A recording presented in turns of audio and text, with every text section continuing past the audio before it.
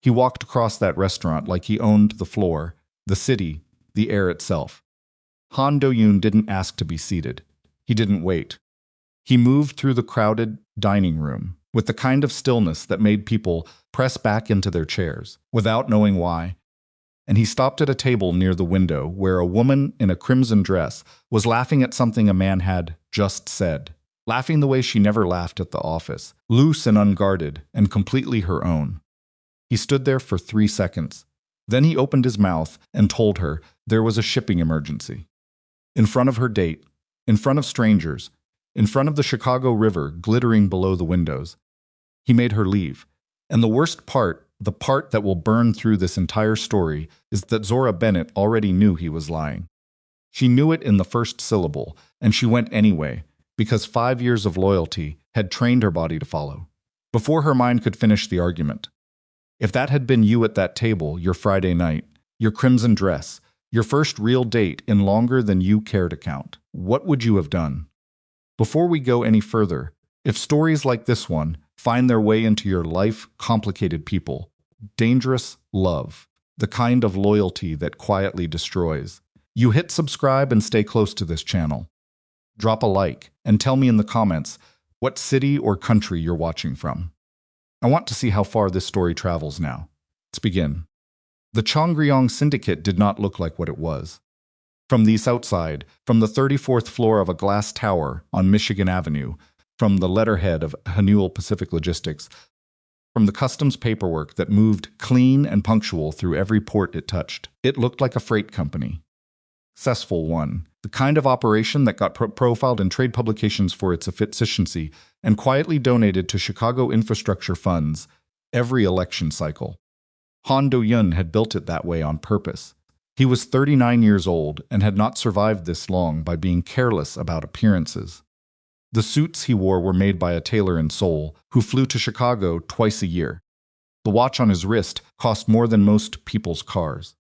His voice, when he chose to use it, was low, and even the kind of voice that did not need volume to make a room go quiet.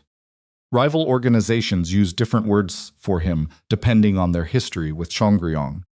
The Italians on the south side called him precise. The Russian contingent operating out of Wicker Park called him dangerous in a way that suggested they meant something colder than the usual definition.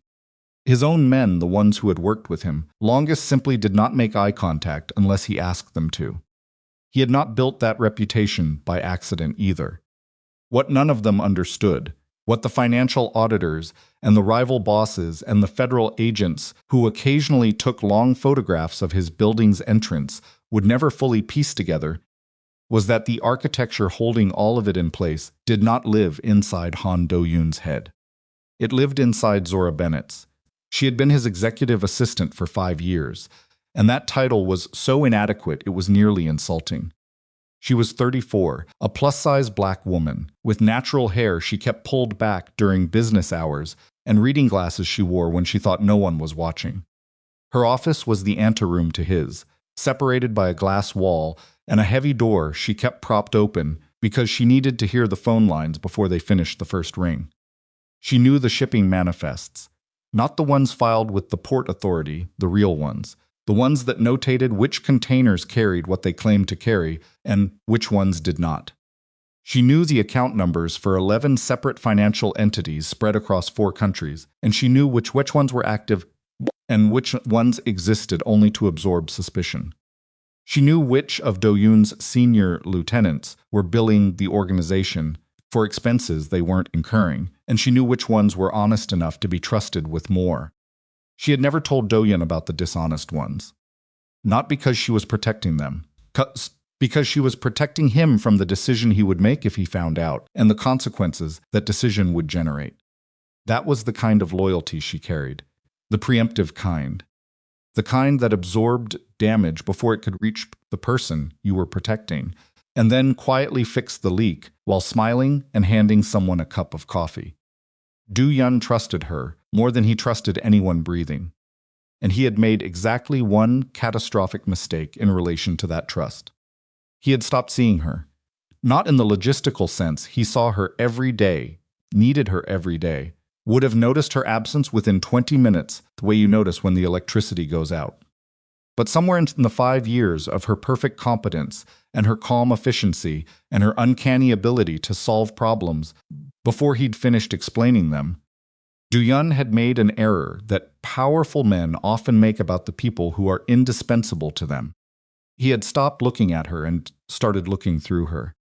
She was the desk outside his door. She was the voice that told callers he was unavailable. She was the person who appeared at his elbow with the correct document at the correct moment. A sound like green wood splitting. She had become furniture in the architecture of his life, and he had become so comfortable with her presence that he had entirely forgotten to consider what that presence cost her. Zora had never mentioned this. She was too professional, too proud, and though she would have argued against this characterization with some heat, too far gone, in a feeling she had never once named out loud, not to him, not to anyone. She kept that part locked in a room with no windows and told herself it was enough to be necessary. It was not enough, but she stayed anyway. Until Thursday afternoon, when she knocked on Do-Yoon's office door at 4:53, walked to the edge of his desk, and told him she would be leaving at 5 o'clock the following day. He didn't look up from the contract he was reviewing. "I have a meeting with Saranov's people Friday evening. I need you here. Everything for the Saranov meeting is already prepared," she said. "The files are in the blue folder on your credenza. Min-jae has the security arrangements. The private dining room is confirmed. You don't need me in the building." He looked up then. Not because of what she said, because of the tone. There was something in it he didn't recognize. A firmness that wasn't arguing with him. It was simply not asking. "What's Friday?" A pause. Brief, but he caught it. "I have plans." "What kind of plans?" Zora looked at him steadily. She had very dark eyes and the capacity for a silence that most people found uncomfortable. Du-Yun had always appreciated it. He was less appreciative of it at this particular moment. "A date," she said. He heard the word. He processed it grammatically. And then something moved through him that he could not immediately identify, a kind of pressure behind his ribs, sharp and irrational, that he instinctively wanted to classify as something other than what it was. "Rearrange it," he said. No, she said it without heat, without apology. "I'll be back Monday morning. Everything is handled." She turned toward the door. "Good night, Do-Yun." She used his name. She rarely did that. He stared at the space she left behind for longer than he would ever admit. Friday at 4:45, Do-Yun was in his office, continuing to review the Saranov files when he heard the sound of heels on the marble floor outside his door, a different rhythm than the flat-soled efficiency she moved with during the workday. He looked up. Zora crossed the open area of the executive suite in a dress the color of a stop's, dark hair down around her shoulders, and she was not looking toward his office. She was looking at her phone, checking something, a slight smile at the corner of her mouth that he had never seen before, private and anticipatory, pointed at nothing in the room. Every man in the suite noticed. Du-Yun noticed them noticing. Hwan, the junior analyst, who was usually terrified of his own shadow, actually turned in his chair.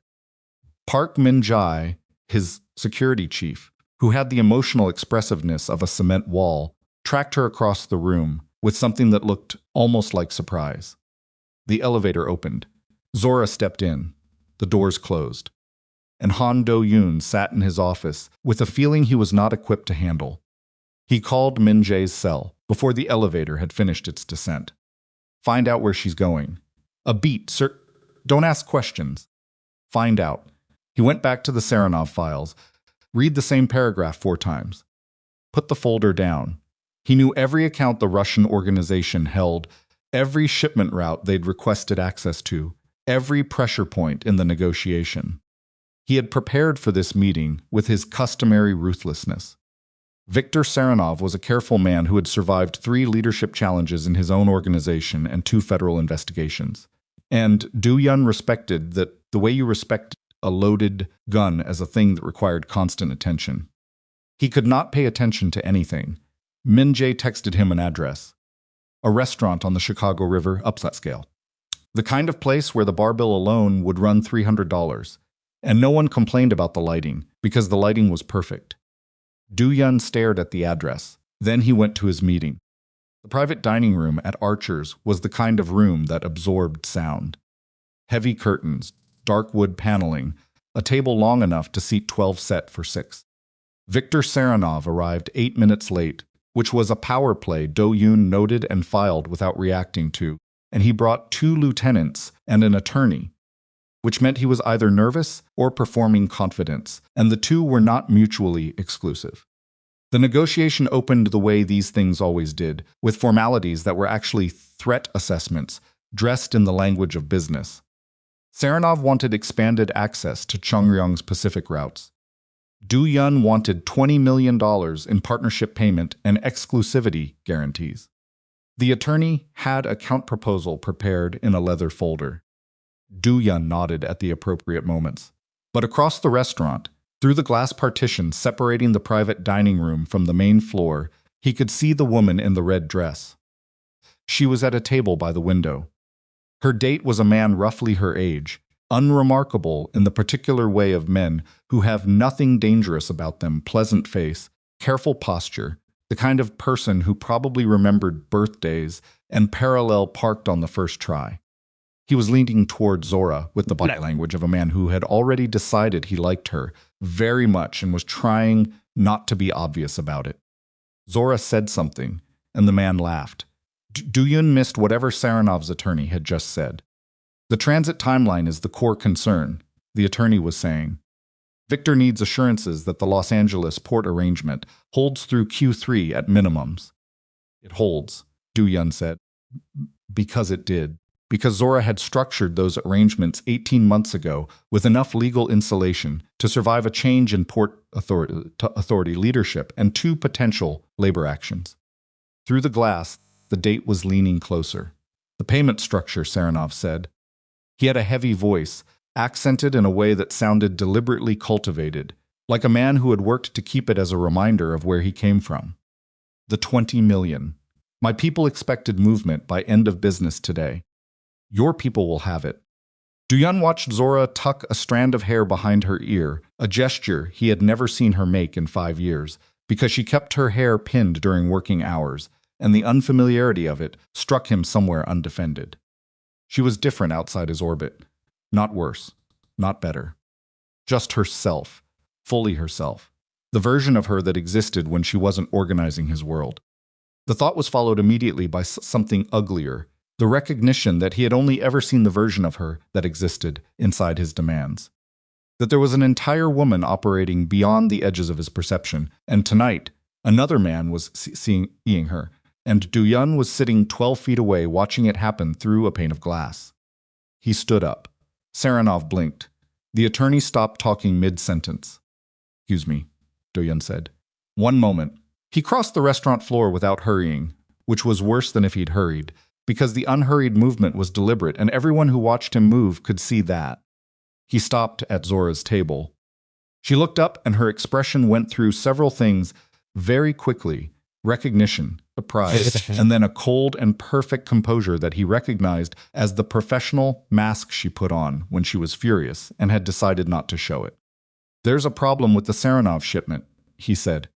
Her date looked between them, trying to read the situation and failing, the way reasonable people failed to read situations involving Han Dun because reasonable people had no reference point for the specific quality of stillness that he projected. "Which container?"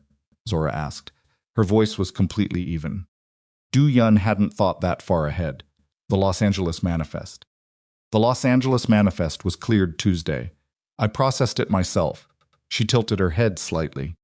"Would you like me to send you the documentation?" He held her gaze. She held his.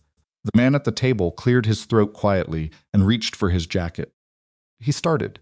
"No," Zora said, still looking at Du-yun. "You don't need to go anywhere." But her date was already standing. Already making the social calculations when you were sitting across from a woman and a man who were clearly fighting a war, using the vocabulary of logistics. "I'll call you," he said to Zora, with the tone of a man who knew he probably wouldn't. He left. Zora watched him go. Then she looked back at Du-yun, and whatever she'd been keeping behind the professional Composure broke through, not dramatically, not loudly, but precisely a crack in very controlled architecture. You just did that, she said quietly. There is a situation with Du Yun. She said his name the way you set something heavy down on a table. Carefully. Finally stop. He stopped. Because something in her voice reached past every defense he had built over a decade and a half of operating in spaces where vulnerability was a liability and warmth was a weapon, and it found the specific place where he was not armored. You don't have a shipping emergency, she said. You haven't had a shipping emergency. The Saranoff meeting is in the private room 12 feet behind you, which tells me you knew I was here, and you came out anyway.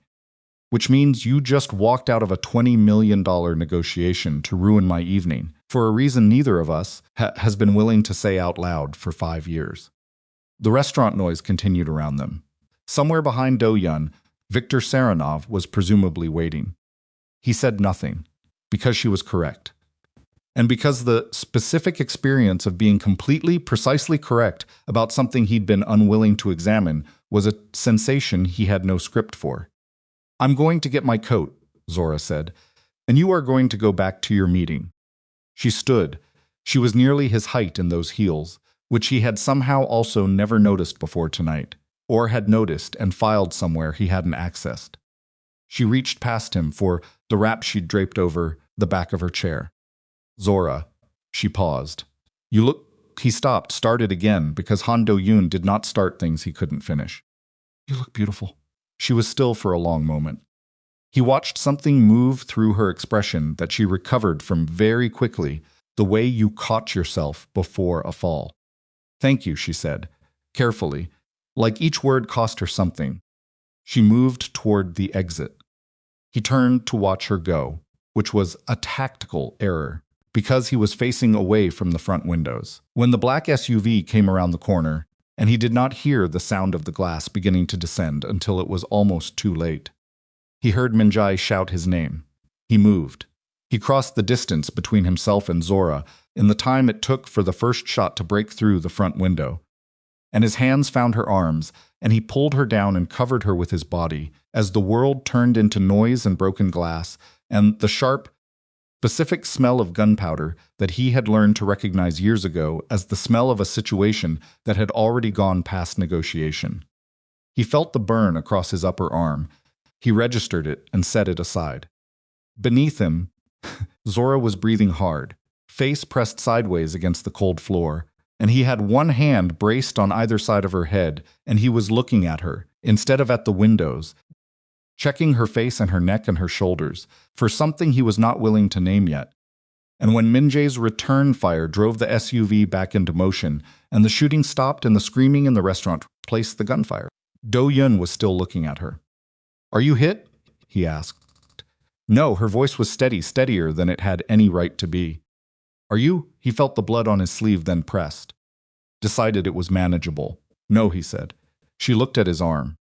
She had eyes that caught things quickly. You're lying, she said. He almost smiled. Wrong moment. He knew that. But there was something about the fact that she could still catch him even in the wreckage of a restaurant floor, with glass in her hair that moved through him like a specific kind of warmth. We need to move, he said instead. She nodded, and when he helped her up, her hand gripped his with a strength that surprised him, though it probably shouldn't have. Outside, his armored car was already pulling to the curb. Minjae appeared beside them, weapon holstered now, face carved from whatever emotion he was refusing to show. Around them, the restaurant had erupted into the particular chaos of people who had never been in a violent situation, suddenly being in one. But Do-yoon moved through it the way he moved through everything, with a focused stillness that parted the crowd without asking. He put Zora in the car first. She didn't argue, which told him more than anything she could have said. Car moved. The city slid past the tinted windows, and in the space between the restaurant and whatever came next, Do-yoon pressed his hand against the wound on his arm and tried to determine who had just tried to kill him. He had a very strong suspicion he already knew. And beside him, Zora Bennett was staring straight ahead, with her hands folded in her lap, the crimson dress out of place against the black leather interior, and she had the look of a woman who had more to tell him than the night had yet made room for. He was right about that, too. He just didn't know how right. The car smelled like gun smoke and expensive leather, and the particular silence of two people who had just survived something and hadn't yet decided what to do with that fact. Duyun sat with his left hand pressed flat against the wound on his upper arm, fingers dark with blood that had soaked through his jacket sleeve and was now working its way toward his cuff. He was not looking at the wound. He was looking out the window at the city moving past, reading it the way he read everything for information, for threat, for the shape of what had just happened, and what it implied about what came next. Zora sat 18 inches away from him and said nothing. That was unusual. Not the silence itself. Zora was comfortable with silence in a way most people weren't, had always been, but the quality of it. This one had weight. She was holding something, and he could feel it the way you feel pressure before weather changes. Min-jae was in the front passenger seat, phone to his ear, speaking in clipped Korean to someone on the security detail. The driver moved through traffic with the practiced neutrality of a man paid to notice nothing. Duyun waited until Min-jae ended the call. "Talk," he said. Min-jae half-turned. Shooter vehicle was a rented cargo van. Plates come back to a cleaning company in Bridgeport. Company dissolved 8 months ago. Plates have been cycling through 3 different vehicles since March. Saranov, most likely. His people have used ghost registration before the Kowalski job in 21, the Pilsen warehouse incident. Same operational fingerprint. How many shooters? We counted 4 weapons discharging. 3 positions driver, rear passenger, side panel door. Professional spacing. They weren't trying to cause chaos. Min-jae paused. They were trying to hit a specific person. Duyun absorbed this. The restaurant.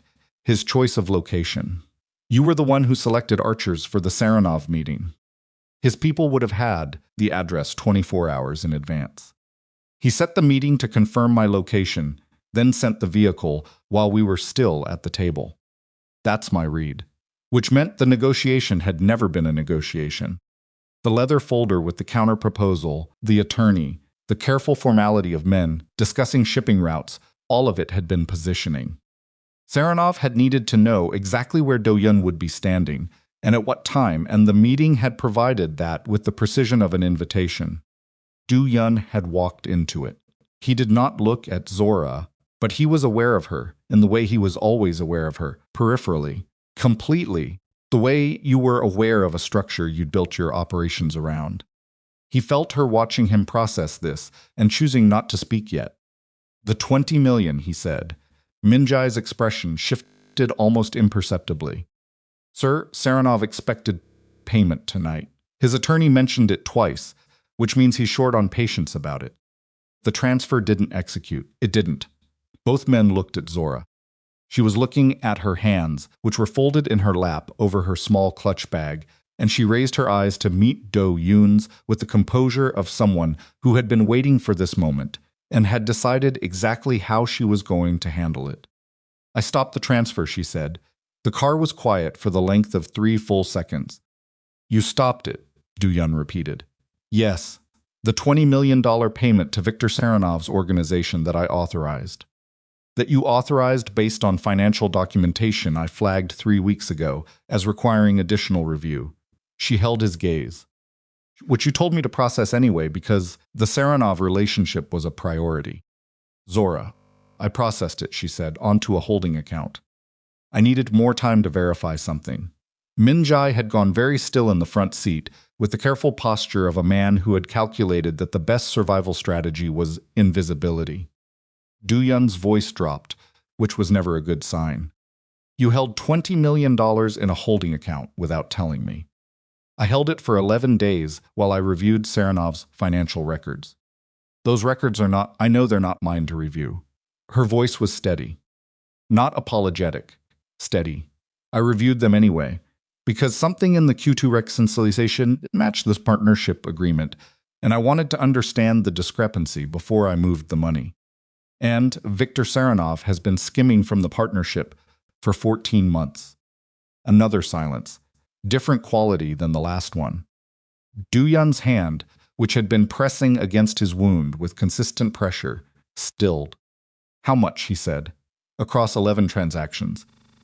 Small enough individually to look like accounting variance." Collectively, she opened her clutch and removed a folded piece of paper, which she held out to him. 4.3 million, routed through 3 intermediary accounts in Latvia, Malta, and Cyprus before landing in a personal account registered to a company his wife controls. He took the paper, looked at it. His expression did not change, which meant something significant was happening behind it. "He's been stealing from us for over a year," Minjai said, not quite as a question. "Yes." Zora turned to look at the security chief, and I believe tonight was his way of attempting to prevent that from being discovered. If Du-Yun is dead, the financial review stops. The payment eventually processes through normal channels. The discrepancy gets buried in transition chaos. Du-Yun folded the paper and put it in his breast pocket with the hand that wasn't covered in blood. "He tried to have me killed," he said, "to cover up a theft. That's what the numbers suggest. And you knew about the theft before tonight." "A beat. I knew about the irregularities. I suspected the theft. Tonight confirmed the motive. You didn't tell me." The question was not loud. It didn't need to be. Zora looked at him directly. "I was still building the picture. If I told you before I had the complete documentation, you would have moved on Saranov immediately, and he would have had time to cover his tracks and deny everything. I needed the full record first. That's not your call to make." "No," she said. "It's not, but I made it." Car pulled into the underground parking structure beneath Do-Yoon's building, and the change in light from the amber sodium of the street to the flat fluorescence of concrete made everyone's face look harder, more exposed. Du-Yun got out of the car without speaking. Zora followed. The elevator up to the penthouse was mirrored on 3 sides, and Du-Yun could see himself jacket ruined, shirt dark at the sleeve, jaw set in the particular configuration. That meant he was working through something he hadn't finished processing, and he could see Zora behind him, hair loose and disordered from the fall to the restaurant floor. One strap of her dress, slightly off her shoulder, that she hadn't bothered to correct. She looked at his reflection rather than at him directly. He looked at hers. The elevator opened into the penthouse foyer, and Do-Yoon moved directly to the kitchen without turning on the main lights. Pulling off his jacket and dropping it over a chair with a controlled carelessness that meant he was angrier than he was showing. "Sit down," Zora said from behind him. "I'm fine. You have a through-and-through laceration across your deltoid, and you've been pressing an unclean hand against it for 20 minutes. Sit down." He turned to look at her. Seize. She had moved to the kitchen cabinet beneath the sink and was opening it with the familiarities of someone who knew where things were, which she did. She had stocked the first aid kit in this apartment herself 3 years ago, after an incident he preferred not to think about that had demonstrated he kept nothing useful in the building. He sat. She brought the kit to the kitchen island, set it down, and moved to stand beside him without ceremony. She pushed the torn sleeve up his arm and looked at the wound with the focused attention she gave to everything not squeamish, not dramatic, just assessing. "This needs to be cleaned. I know. It's going to hurt. I know that too." She opened the antiseptic and did not warn him again before applying it, which he had been correct to expect, and which he accepted without sound, a small concession to pride that she observed, and said nothing about. "You're angry," she said, working. "I'm thinking." "You think angry? I've watched you do it for 5 years. Your jaw does a specific thing." He looked at her profile. She wasn't looking back, focused on the task, and something about the lack of performance in it, the purely practical concentration, unlocked something in his chest that he had been trying to keep sealed since the car. "You should have told me about Saranov," he said. "Probably. That's not an answer. It's an honest one." She unrolled gauze. "If I had told you 3 weeks ago, what would you have done?" "Verified the information after." He didn't answer, because they both knew the answer. "You would have moved on him before we had everything," she said. "Which means he'd have had a reason to run, and no reason to stay in the negotiation, and we would have lost the 20 million, and the partnership access, and the evidence, and we would have had a hostile organization on our border, with enough warning to harden their defenses. You're not wrong, he said. That doesn't make you right. She looked up then. They were close. She was standing beside him, with his arm between her hands, and the kitchen light was direct and ungenerous in the way of all practical spaces, and he could see the small cut above her left eyebrow from the glass, which she hadn't mentioned, which she probably wasn't going to mention. You have a cut, he said. I know. I'll deal with it after I finish this. She looked back down at his arm. I made a call I shouldn't have made alone. I know that. But it was the right call, and I would make it again. That's a very confident position for someone who nearly got both of us killed tonight. Saranov was going to move on you regardless of the money. The money gave him a timeline. What I did changed the terms, it didn't create the danger. She secured the gauze and stepped back. He was already planning to take the payment and eliminate you. I just made sure the payment wasn't there to take. Du-Yun looked at his arm. The bandage was clean and exact. The way everything she did was clean and exact. Sit, he said with a gesture toward the stool across from him. She sat with the careful posture of someone who was tired, but wasn't going to be the first to say so. Walk me through the accounts, he said. Now. She looked at him for a moment, at the blood still on his hand, at the ruined dress, at the hour visible on the clock above the refrigerator, and then she nodded, because this was what they did. Two of them. In crisis and after crisis, they worked. It was the language they spoke most fluently. For the next 40 minutes, she laid it out. The first irregularity had appeared in the Q2 reconciliation as a rounding error $43,000 that should have appeared in one account and appeared instead in another. In a sub-account attached to a logistics subsidiary that Saranov's organization used for domestic freight. Most people would have missed it. Zora had learned early in her career that numbers that were almost right were more dangerous than numbers that were obviously wrong, because they were designed to pass visual inspection and fail only under the kind of close attention that most people didn't apply to documents they mostly trusted. She had pulled the subsidiary records, had found a pattern, had traced the pattern backward across 14 months and forward through 11 separate transactions, each one slightly different in structure, different receiving account, different nominal justification, different amounts, but all pointing toward the same terminus. The personal account in Cyprus, controlled by a company, registered to a woman named Yuliana Saranov, Victor's wife, who appeared on paper to run a small interior design consulting firm in Kyiv. Du-Yun listened without interrupting, which was how she knew he was genuinely engaged rather than managing her. He's been funding a separate operation, he said when she finished. That's what it looks like, not personal spending. The amounts are too regular, and the Cyprus structure is too clean for lifestyle expenditure. He's building something. Zora had reached the same conclusion and had been sitting with it for 9 days. Hearing him arrive at it independently in the same sequence, with the same phrasing, produced a feeling she didn't examine too closely. Competing route, she said, or a competing organization. He's been using partnership money to fund something that will eventually make the partnership unnecessary, while maintaining the relationship long enough to extract resources. Yes. Du-Yun was quiet. He had both hands flat on the island, and he was looking at the space between them, which meant he was 2 or 3 steps ahead of the conversation, and running calculations she couldn't fully see. How many of his people know, he said. The senior lieutenants? I don't think any of them.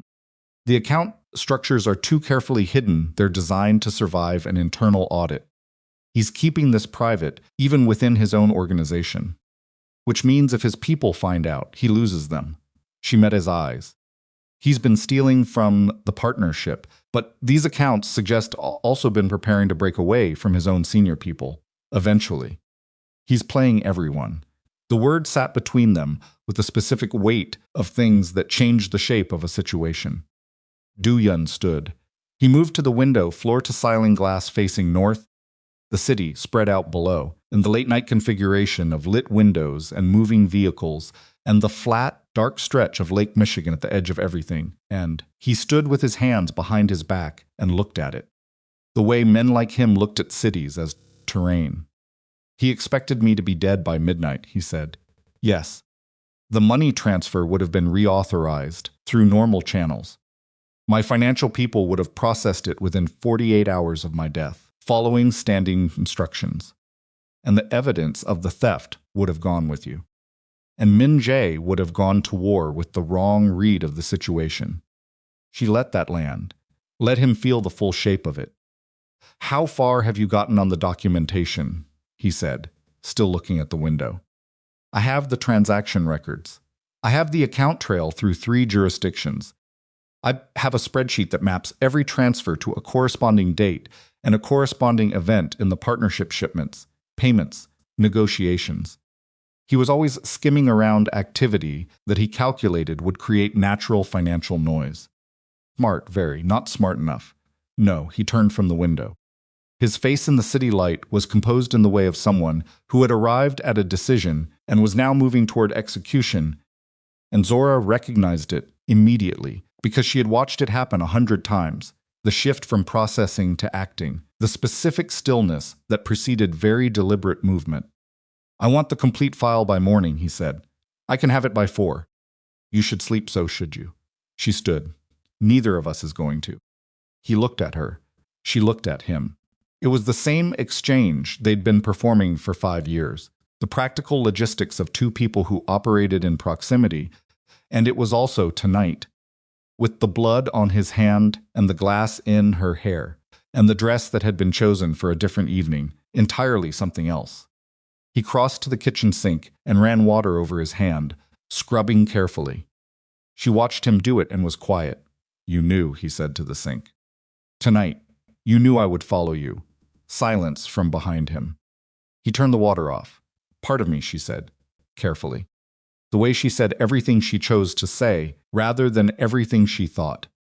Why? She didn't answer immediately. He dried his hands on a towel and turned around, leaned back against the counter, and waited. He was good at waiting. She knew that about him. Because 5 years is a long time to be invisible to someone, she said finally. And I needed to know whether I was. The apartment was very quiet. The city outside continued its particular mechanical indifference to human interiors. Zora, don't. She raised a hand, and the gesture was not angry, it was protective, aimed at herself more than at him.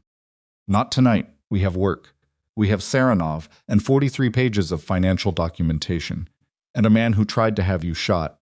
Let's do the work. He looked at her for a long moment. Then he said, get your laptop. She got her laptop. They worked through the night at the kitchen island, with coffee that got cold, and a sit slowly rotated from the dark of late night into the gray of very early morning, and in the small space between them, something that had existed unnamed for 5 years continued to exist, unnamed still, but differently heavier now, with the specific weight of things that have been acknowledged without being said. At 2 a.m, Do-yoon's phone rang. He looked at the screen and picked up without speaking. Min Jae's voice was tight in a way Do-yoon recognized as controlled alarm. We have a problem. Talks. Saranov's people have been making calls in the last hour. 3 of his senior lieutenants have been contacted individually. We intercepted 2 of the conversations, and he's telling them Do-yoon is dead. The kitchen went still. Zora looked up from her laptop. He's moving, Min Jae continued. If his own organization believes you're dead, the restructuring he's been planning, the thing you said he was building toward, he can accelerate it. Absorb assets before anyone from Chongryong can respond. Do-yun's hand tightened on the phone with a force that was the only outward sign of what was happening behind his eyes. He doesn't know we're alive, he said. Not yet. The restaurant scene was chaotic. My guys cleaned the area fast, and we had no press contact. But it won't hold more than another few hours. Once daylight hits and his people start making inquiries. Then we have a window. Narrow one. Do-yun looked at Zora. She was already pulling up a second window on her laptop, fingers moving, with the focused efficiency of someone who had just been handed a parameter and was already calculating within it. We use it, he said. Call me back in 20 minutes. He ended the call. If he thinks you're dead, Zora said, not looking up, he's exposing everything.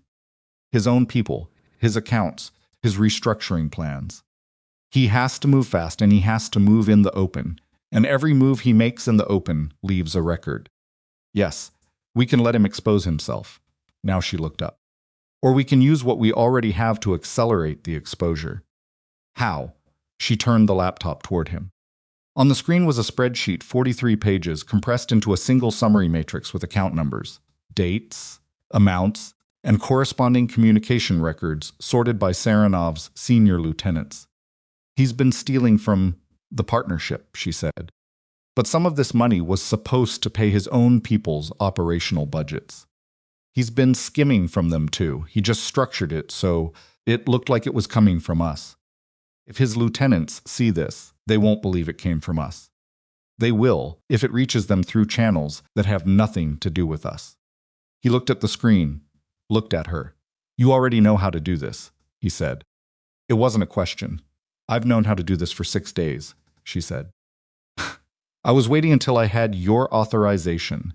He thought about what she had said in the car, that she had made a call she shouldn't have made alone, and she would make it again. He thought about the thin edge between necessary independence and dangerous unilateralism, between the assistant who anticipated his needs and the partner who moved without him, and he thought about the fact that she had, perhaps, always been operating somewhere in that space, quietly, invisibly, keeping the machine running in ways he had understood in aggregate but never examined in detail. You have it, he said. She nodded, turned the laptop back toward herself. Her fingers were already moving.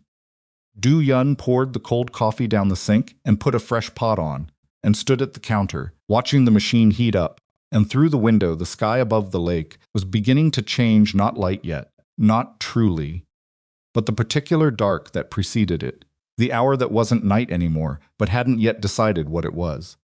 He heard her phone buzz on the island behind him. A pause. Then Do Yun. Something in her voice made him turn immediately. She was looking at her phone with an expression he had not seen on her before, not in 5 years, not in any crisis. He could recall an expression that was not fear, exactly, but the specific face of someone whose calculation has just revealed a variable they did not account for. She held the phone out to him. The screen showed a text message from an unregistered number, and the message was 4 words and a photograph. The photograph showed the exterior of a building. He recognized a building in Hyde Park, near the University of Chicago campus, a 3-flat that he knew because he had reviewed the lease documentation himself when Zora had signed it 2 years ago. Her apartment building. The 4 words beneath the photograph read, "She was there too." Zora looked at him steadily, with the composure of someone who had put the fear in a room and locked the door on it, and was now operating in the remaining space. "He knows I'm alive," she said. Du Yun looked at the photograph, looked at the message, felt something move through him that had nothing to do with the tactics of the situation, and everything to do with the specific terror of understanding that the threat had just shifted its target. "He's not coming after me anymore," he said. "No," Zora said. "He's coming after me." And the thing that had existed unnamed between them for 5 years shifted again in the space of that sentence, because Han Do-yun looked at the woman sitting across from him in a ruined crimson dress with glass still caught in her hair and a laptop full of evidence that could end Viktor Saranov's organization, and he understood with a clarity that crisis had burned away every comfortable ambiguity to expose that she was the most important thing in his world, and that he had spent 5 years mistaking importance for something smaller and safer than what it actually was, and that there was no going back behind that understanding now. The city outside had not yet decided to become morning. But the night was done. Du-yun moved first. He crossed to the kitchen drawer beside the refrigerator, the one that held takeout menus and expired batteries and a loaded Glock 19. He had placed there 18 months ago, with the casual foresight of a man who understood that safety was a contingency problem, not a permanent condition. He checked the chamber by feel, the way you did things you had done enough times that your hands no longer needed instruction from your brain. "Call Minjai," he said. Zora was already dialing. She put the phone on speaker and set it on the island between them, and when Minjai picked up on the second ring, she said, without preamble, Someone sent a photograph of my building to my personal cell. Unregistered number. The message implies Saranov knows I was with Do-Yun tonight. A brief silence on Min-jae's end that contained a significant amount of rapid thinking. When did you receive it? 90 seconds ago. Is anyone at your apartment?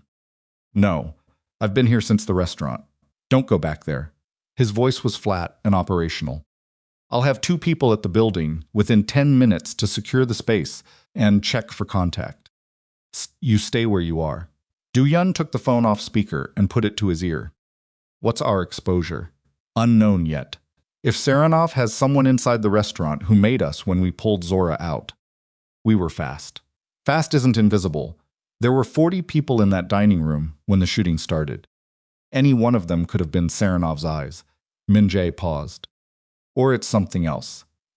Say it. If he knew she would be at that restaurant tonight, not you, specifically her, then either he had surveillance on her before this evening, or he has a source inside the building. Kitchen was very quiet. Zora, who had been listening, stopped typing. Do-Yun understood what Min-jae was not quite saying, because Min-jae was careful about direct accusations in the absence of evidence, which was one of the qualities that made him useful. Inside the building meant inside Chongryong. Inside meant someone who had access to executive schedules, to personnel movements, to the kind of routine information that would tell an outside party where Zora Bennett spent her Friday evenings. Run it, Do-Yun said. Full internal review, communication logs, access records, anyone who had visibility on the executive floor schedule this week. That's going to be noticed. Let it be noticed. I want whoever it is to understand that we're looking. He ended the call and set the phone on the counter and stood with both hands flat on the surface, looking at nothing, running the geometry of the problem. Zora spoke first. It could be a bluff. Could be. The photograph is from a public angle, street level. That's the kind of image anyone could take on a walk past the building. Yes. He might be guessing. He knows you were at the restaurant. He knows I was your assistant. He knows I'm a liability to him because of the financial documentation. He could be trying to spook us into a reaction. Do-Yun looked at her. And if he's not guessing, she held his gaze. Then we have a problem inside the organization that is more serious than Saranov. He straightened. How much of the financial documentation exists outside your laptop? Printed one hard copy. It's in the locked drawer in my office. Get it in the morning. Don't send it through any internal system. Don't email it. Don't photograph it. I know. And the accounts you redirected the 20 million into. Protected. Triple layered. The access credentials exist only in my head and one encrypted drive that is not connected to any Chongryong system. She paused. I set it up that way 3 weeks ago when I started to understand what Saranov was doing. I didn't know yet whether our exposure was external or internal, so I isolated everything. He looked at her for a moment longer than the logistics required. 3 weeks ago, he said. Yes, you suspected an internal leak 3 weeks ago. I suspected a possibility. I didn't have evidence. And you didn't tell me. Zora held very still. It was a different stillness than her professional composure, less controlled, more deliberate, the kind that required active maintenance. No, she said. Why? She turned her eyes toward the window. The city was gray-blue now, the particular non-color of the hour before dawn, and she looked at it with an expression that was doing several things at once, sorting, deciding, testing the weight of what she was about to say against the cost of continuing to withhold it. Because the leak, if it existed, had to have access to executive-level scheduling, she said. And the people with that access are a short list. She looked back at him. You're on that list. So is Min-jae. So are 3 senior lieutenants. And I didn't know yet which direction the exposure was running. The silence that followed this was the most dangerous kind, the kind that opened up suddenly, like ground giving way, with no warning and nowhere to stand. You considered me, Do-Yun said, not a question, not an accusation. A statement delivered with the careful neutrality of someone taking inventory. For approximately 6 hours, she said, at the beginning, before I had enough data to rule you out, and you ruled me out. Obviously. She said it without inflection. Your financial behavior for the last 14 months is consistent with someone who doesn't know about the skimming. If you knew, you would have responded differently. Pattern of your decisions doesn't match someone who is managing a known betrayal. She paused. You're not a good enough actor for that. He looked at her. Something in the specific honesty of the last sentence, the slight edge of it, the almost insult that was actually a form of trust moved through him in a way he had no clean language for. High praise, he said. It wasn't meant to be praise, but the corner of her mouth moved. Just barely. Just for a second. He pulled a chair out from the kitchen table and sat down, which was unusual for him. He rarely sat in crisis, preferring to remain vertical and mobile, but the night had been long, and his arm ached in a way that was becoming harder to ignore, and he was tired in a manner that went past physical into something structural. 6 hours, he said. You sat with the possibility that I might be compromised for 6 hours, and then you kept working. I sat with it for 6 hours, ruled it out, and then I kept working. Yes. Most people would have left. Most people don't know where the bodies are buried. She said it flatly, without drama, and he understood that she meant it in both its literal and figurative dimensions. I couldn't leave. Not with this unresolved. Couldn't. Or wouldn't. She looked at him steadily. Both. He put elbows on the table and pressed the heels of his hands briefly against his eyes. A gesture so uncharacteristic that she watched it with the focused attention you gave to things you had never seen before and might not see again. When he lowered his hands, his face was the same, but something behind it had shifted in a way she couldn't name precisely. Whoever is inside, he said, they have to have been in place for at least 3 weeks, possibly longer.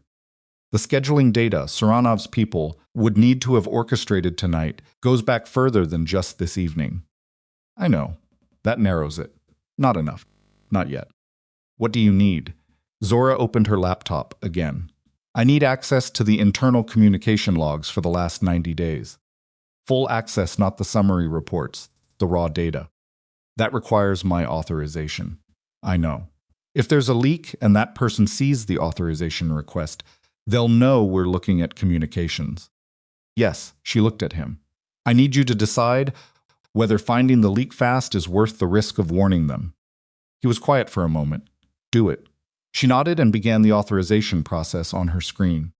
He watched her work and thought about the geometry of the morning ahead, the narrow window, before Saranov's organization absorbed the news that Do-Yun was alive, the documentation that needed to reach the right people through the right channels, the internal exposure that needed to be identified and excised before it could damage anything further. It was, he thought, an enormous amount to hold. The kind of complexity that required the specific architectural capacity of someone who could track multiple interlocking systems simultaneously and understand how a change in one affected the pressure in another. He had always known she had that capacity. He had not until this week fully understood how completely she had been exercising it on his behalf. At 4:17 in the morning, Minjai called back. My people cleared Zora's apartment. No contact, no evidence of entry. I've got someone on the building. He paused. I also have something on the communications. Do-Yun put the call on speaker without asking Zora. She pushed the laptop aside. 2 weeks ago, Minjai said, someone accessed the executive scheduling system from a registered internal terminal. Off-hours access 11:40 p.m. on a Tuesday. The access log shows a read-only query on the executive assistant's personal calendar. Her personal calendar, not the corporate events system. Zora's personal calendar. The one where she had entered, in the plain shorthand she used for her own records, Friday dinner, 7:30. Archers, C. M. Not the corporate system. The personal one, which should have been accessible only from her own terminal, and Do-Yun's, under a standing administrative access provision she had set up for continuity purposes 3 years ago. Which terminal, Do-Yun said, registered to Kwan Tae-soo, the junior analyst, the one who had turned in his chair when Zora walked through the suite on Friday afternoon. Zora sat very still. Do-Yun's face did something so controlled it was almost serene, which Zora had learned to understand as the most dangerous configuration his expression could take. Where is he now? Do-yun said. His apartment in Lincoln Park. My guy is parked outside. Keep him there. Don't approach. Don't let him know he's made. Understood. And Minjai the access. It was read only. Just the calendar query? A pause. That's what the log shows. Which means he didn't need to do anything else. He already knew what he was looking for. He queried the calendar, got the restaurant name, and passed it. That's the most efficient read, yes. Do-yun ended the call. The kitchen was quiet enough that they could hear the building's ventilation system, cycling through its pre-dawn low-power configuration. Quan, Zora said. She said it the way you said the name of something that had been sitting in your house for an unknown amount of time and had just revealed itself. He's been with us 14 months, Do-yun said. I know, she was very still. I hired him. He looked at her. His resume came through a placement agency, she said. Her voice was controlled, but there was something running beneath it, not guilt exactly, but the specific weight of someone reassessing a decision through the lens of what it had cost. I vetted him. Background, references, financial check. Everything was clean. Saranov's operation has been running for 14 months, Do-yun said. Coincidence of the timeline arrived between them, like something physical. He was placed, she said. His credentials were built to pass a standard vet. Saranov put him in. She pressed her fingers flat on the table surface. I brought him into the building. You couldn't have known. I should have gone deeper. Zora. She stood up. The controlled thing beneath her voice had moved closer to the surface, and she walked to the window and stood there with her, back to him, arms crossed, looking at the city that was just beginning to show its first gray light. He had access to everything because I trusted a standard process. He read my personal calendar. He sent Saranov the name of the restaurant where I was going to be on the one evening that Do-yun. She stopped. He waited. The one evening, she said more quietly, that I had decided to stop waiting. The room held that sentence for a moment. Do-yun stood. He moved to stand behind her, not close enough to touch, but close enough that she would know he was there, which was a different thing, and which he understood she would parse correctly. The evening I followed you, he said, which Saranov would have expected. If he knew I was going out, he could anticipate that you would respond. He was using me to locate you. She turned to face him, then, and her expression was the most unguarded he had seen it, not devastated. Zora didn't collapse, but stripped of the professional architecture, raw in a way she had clearly not intended. I was the bait. I didn't know I was the bait. Do-yun looked at her face in the early gray light and felt something cold and clear settle through him, the particular clarity that came when emotion and calculation aligned into a single point. He underestimated what you'd already done, he said. That's not the point. It is the point. He used you to find me, and you had already moved the money and built the case that will end him. He turned his best play into the instrument of his own destruction, and he did it because he looked at you and saw an assistant instead of the person who was already 3 steps ahead of him. He held her gaze. That's not a failure of your vetting process. That's him making the same mistake everyone makes about you. She looked at him for a long moment. The city continued its indifferent brightening behind the glass. That's a generous read, she said. It's an accurate one. She turned back to the window. He stayed where he was. We have Quan, she said, returning to operational ground, the way she always did, using work as the structure that held everything else in place. If we move on him now, we burn our knowledge. Saranov knows we're alive by mid-morning regardless. If we wait, we don't move on him yet. She looked back, surprised. He's more valuable in place, Do-yun said. If Saranov thinks we don't know, Quan becomes a channel. We control what moves through that channel. Zora processed this. He could see her working through the implications, the risk of leaving a known leak in position, the potential gain of using that position to direct false information towards Saranov at a critical moment. We'd have to be very careful, she said. Yes, one wrong signal and Saranov knows we've made Quan, and he goes dark completely. Yes, and we'd have to do it fast. The window where he believes you're dead closes by morning. Which is why I need the documentation you built to be ready to move through 3 separate channels before 8 a.m. He looked at her steadily. Can you do that? She was already moving back toward the laptop. I was born to do that. she said, without a trace of vanity, just the flat truth of someone who had spent years understanding exactly what they were capable of. He almost smiled. He turned away before it completed. They worked until 5:45, when the city outside had fully committed to morning, and the light through the windows had gone from gray to the thin gold of early sun, and Do-yoon's phone rang with a number he recognized as a Chicago Tribune reporter he had cultivated as a quiet intelligence source for 3 years. He answered. The reporter's voice was careful, with the practiced restraint of someone who understood that what he was about to say had significant implications and wanted to deliver it precisely. I'm getting calls from sources close to the Saranov organization, the reporter said. They're floating a story there was a shooting at Archer's restaurant last night, and the target was Han Do-yun. My sources are telling me the target didn't survive. Your sources are wrong, Do-yun said. A beat. I can hear that. The story is moving. Someone is pushing it hard, and they're pushing it to 3 outlets simultaneously, which it's going to print somewhere regardless of whether I verify. Then verify it. I'm verifying it right now, with you. Are you willing to go on record? No. Then I need something else. Give me a reason to hold this. Do-yun looked at Zora, who was watching him from across the island with the alert stillness of someone who was already calculating what that call meant. I'll have something for you by 9 a.m., Do-yun said. Something better than the story you have. He ended the call. Saranov is pushing the death narrative to the press, he said. Zora's hands had stopped moving on the keyboard. He's trying to consolidate before anyone can counter. If the story breaks that you're dead, your organization goes into reactive mode. Your alliances start to waver. His people start to move into the spaces they think are opening up. And once the story is out, even correcting it takes time. The damage happens in the gap.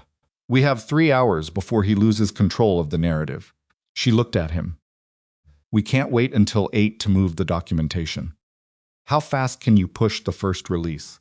30 minutes if I cut the verification layer. Don't cut it. We send it wrong. We hand him a rebuttal. She nodded. 45 minutes. But Do-yun, the first release needs to go to Saranov's own people first. Before the press, before any external organization.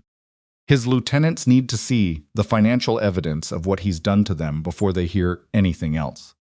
If they find out he's been stealing from them, at the same moment they're being told to consolidate around his leadership.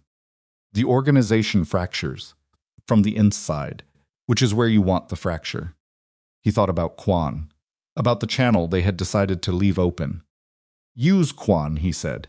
She looked at him carefully, to push the documentation to Saranov's people. Not directly. Saranov's people will trust a document more if it appears to come from a compromised Xinjiang source. Kwan's access signature on a data release looks like an inside leak from our side, which means they'll believe it faster. Yes, which means we're using Saranov's own spy to deliver the evidence of his betrayal to the people most likely to act on it. Yes.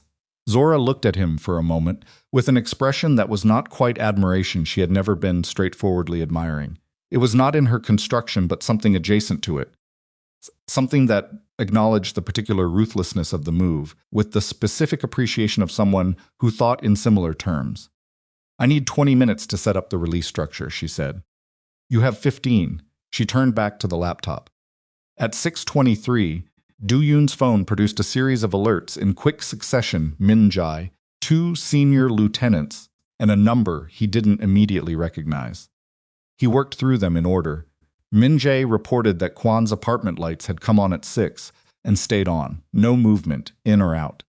The lieutenants had heard noise about the Tribune story and were requesting confirmation of Do-yun's status, which he gave them briefly and without detail.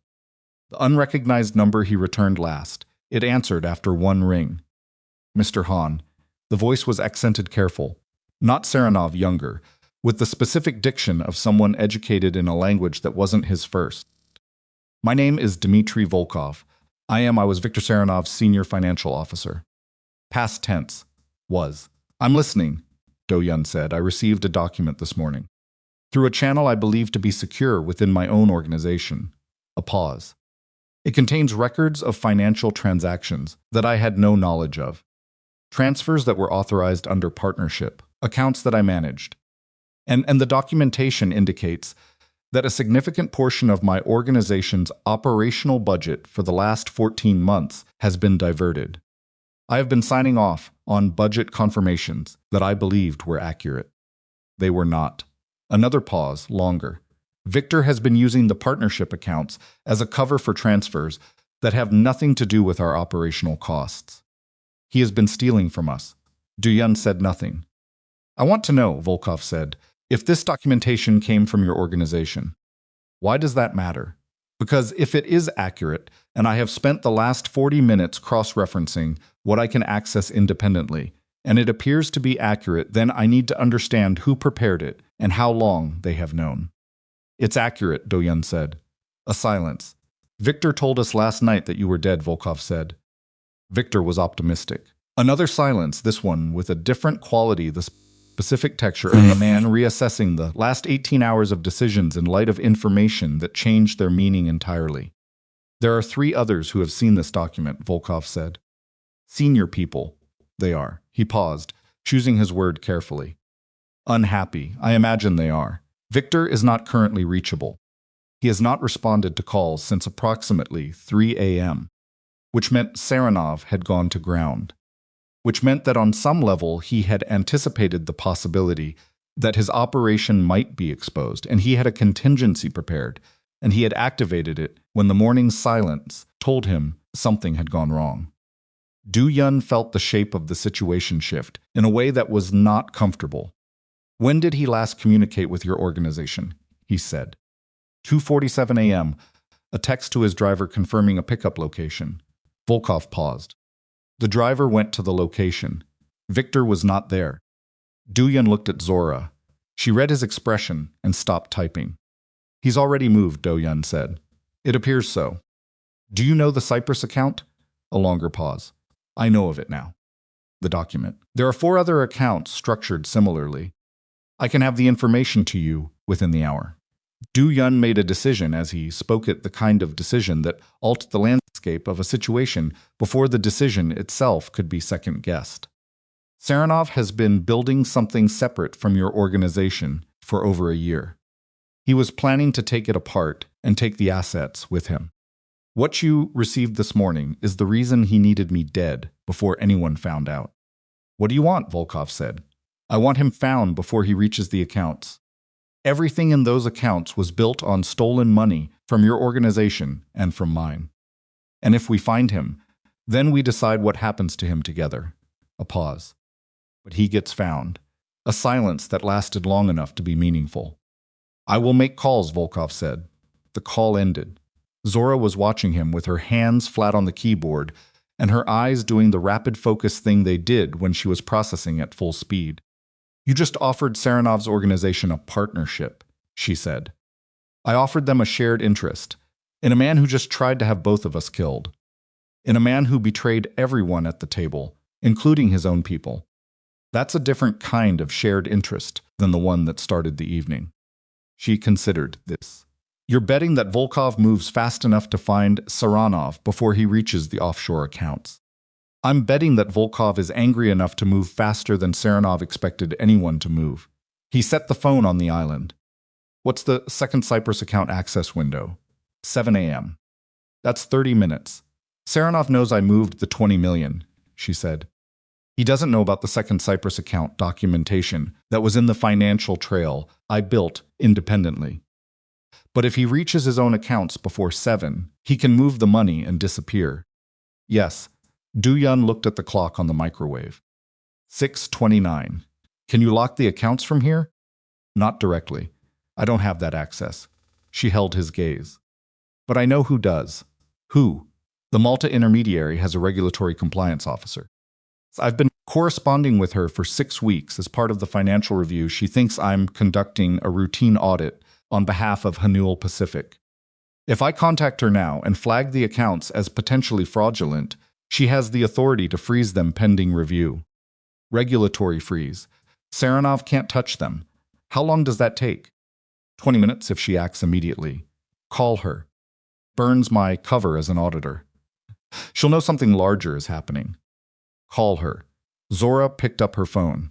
Du-Yun watched her make the call, watched her shift into the particular register she used for professional contacts who didn't know what she actually was. Precise and measured and technically confident in a way that produced immediate institutional trust.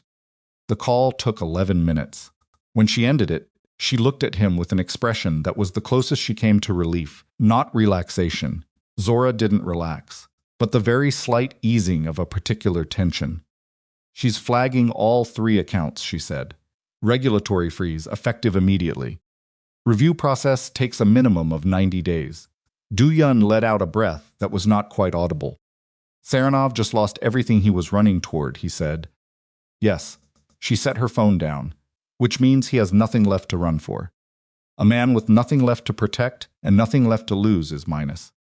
Dangerous, Du-Yun said. Very. They looked at each other across the kitchen island, and the morning light coming through the windows was fully gold. Now, the city completely awake, and the night they had moved through together had done something irreversible to the space between them, had stripped away the professional architecture and the careful distances and the 5 years of managed proximity that had allowed them both to maintain the fiction that what existed between them was only professional. Du-Yun's phone rang. He looked at the screen. Min-jae. He answered. Minji's voice was completely flat in a way that preceded very bad news. Kwon is gone, he said. His apartment is empty. My guy on the building saw him leave on foot at 6:40 through the service exit. He used the fire stairs to avoid the lobby cameras. A pause. He had a bag. Packed. Du-Yun did not move. He knew we were looking, Min-jae said. He burned his position and ran. How long ago? My guy reported it 3 minutes ago. Best estimate, Kwon left the building between 6:15 and 6:25. Before the document release. Before the call to Volkov. Before any of the morning's moves.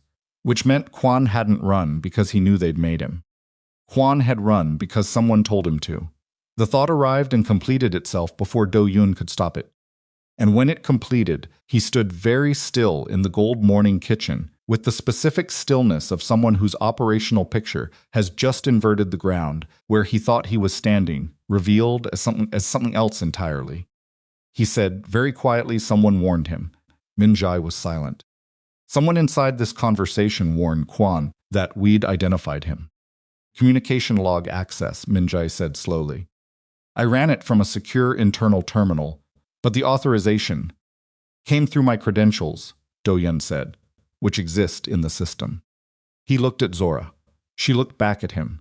The conversation log access had been authorized under Du-Yun's credentials and executed by Min-jae from an internal terminal, which meant the access event itself was visible to anyone with monitoring authority over the executive system. The same system that Kwon had accessed 2 weeks ago, which meant the same system that Kwon had presumably been monitoring for exactly this kind of event. But Kwon had been asleep. His lights had been on, and there had been no movement. No movement that Min-jae's man had observed from the street, which was not the same thing as no movement at all. Min-jae, Du-Yun said, your man outside Kwon's building. How long has he been on that post? Since a pause.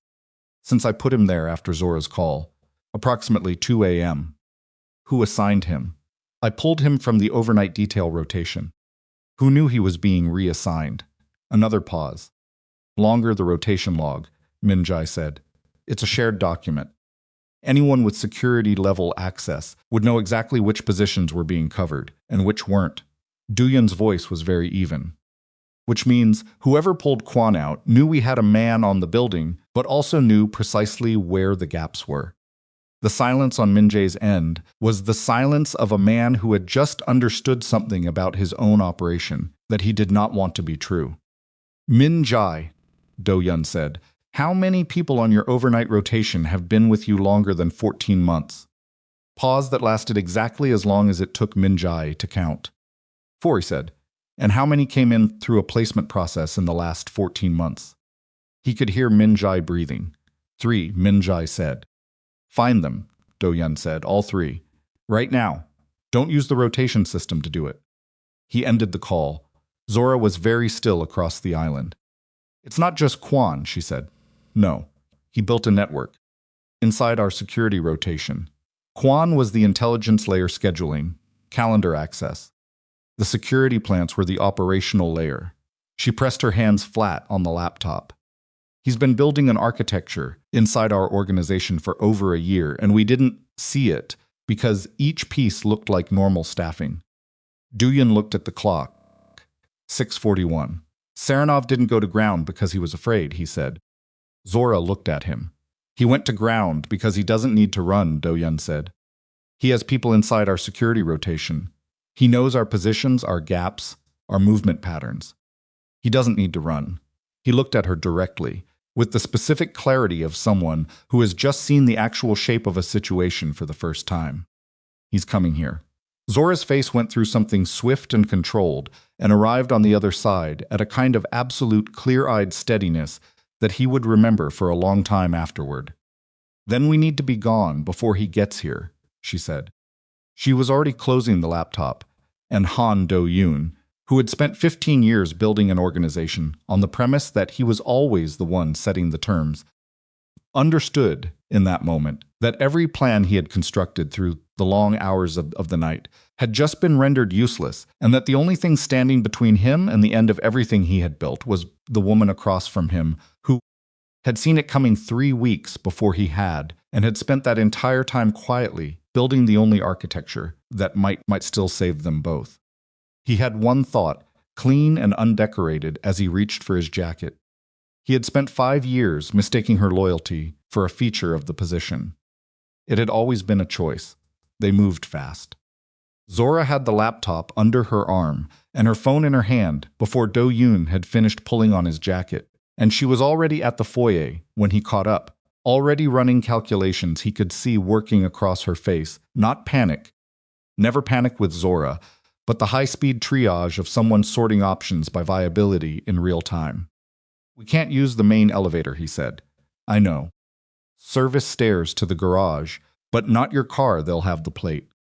Min-jae's rotation is compromised. We don't know which of his 3 people have been turned, and we don't know if they've already communicated your vehicle information. She was moving as she talked, back through the kitchen toward the service corridor that ran along the building's east face. Do you have keys to anything else in the garage?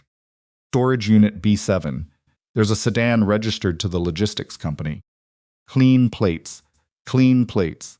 She pushed through the service door and he followed, and the corridor was concrete and fluorescent, and smelled of cleaning solution and old pipe, and their footsteps were the loudest thing in it. Do-yoon moved behind her and to her left, positioning himself between her and the direction of any entry point, which she noticed and did not remark on. They took the stairs down 8 floors. At the garage level, Do-yoon stopped her with a hand on her arm before pushing through the door, listened for 15 seconds, then went through first. The garage was quiet. Early morning configuration, most vehicles present, no movement, the particular suspended quality of a space that hadn't woken up yet. He moved along the wall rather than the center lane, keeping the concrete pillars between them and the open sightlines. Storage unit B7 was in the northeast corner. He had the key on a secondary ring he kept in his jacket's interior pocket, a habit built over years of understanding that redundancy and access was never wasted. The sedan inside was a dark gray Hyundai Sonata with Illinois plates registered to Hanul Pacific Logistics. Nothing about it remarkable or memorable, exactly the kind of vehicle that dissolved into Chicago traffic without purchase. He started it. Zora got in the passenger side and immediately opened her laptop. I need a Wi-Fi signal, she said. There's a hotspot in the glove box. She had it out and running before he'd reversed out of the space. He drove up the garage ramp and out onto the street and joined the early morning flow of the city delivery vehicles, first-shift commuters, the city's working machinery engaging for the day, and for approximately 90 seconds, he was just a man in a gray car in traffic. Then his phone rang. Min-jae. He answered on the car's system. I found one of the 3, Min-jae said. His voice was tight with something he was controlling carefully. Jang Soo-hyun. She was running a parallel communication channel on a personal device. I have the device. What's on it? 12 weeks of positional reports. Movement logs. schedule information, vehicle assignments. A pause. And 3 messages sent in the last 2 hours. The last one went out at 6:38. 6:38. 17 minutes after Do-yun had told Min-jae to find them. What did it say? Do-yun said. Location confirmation. Your penthouse address. With a notation, both present, preparing to move. Zora looked up from the laptop. Her face in the gray morning light through the windshield was composed and very still. She was monitoring the communication, Do-yun said. She had access to the building's internal alert system through her security credentials. When I ran the rotation reassignment, she saw it, understood what it meant, and reported out before I could contain her. Where is she now? Secured.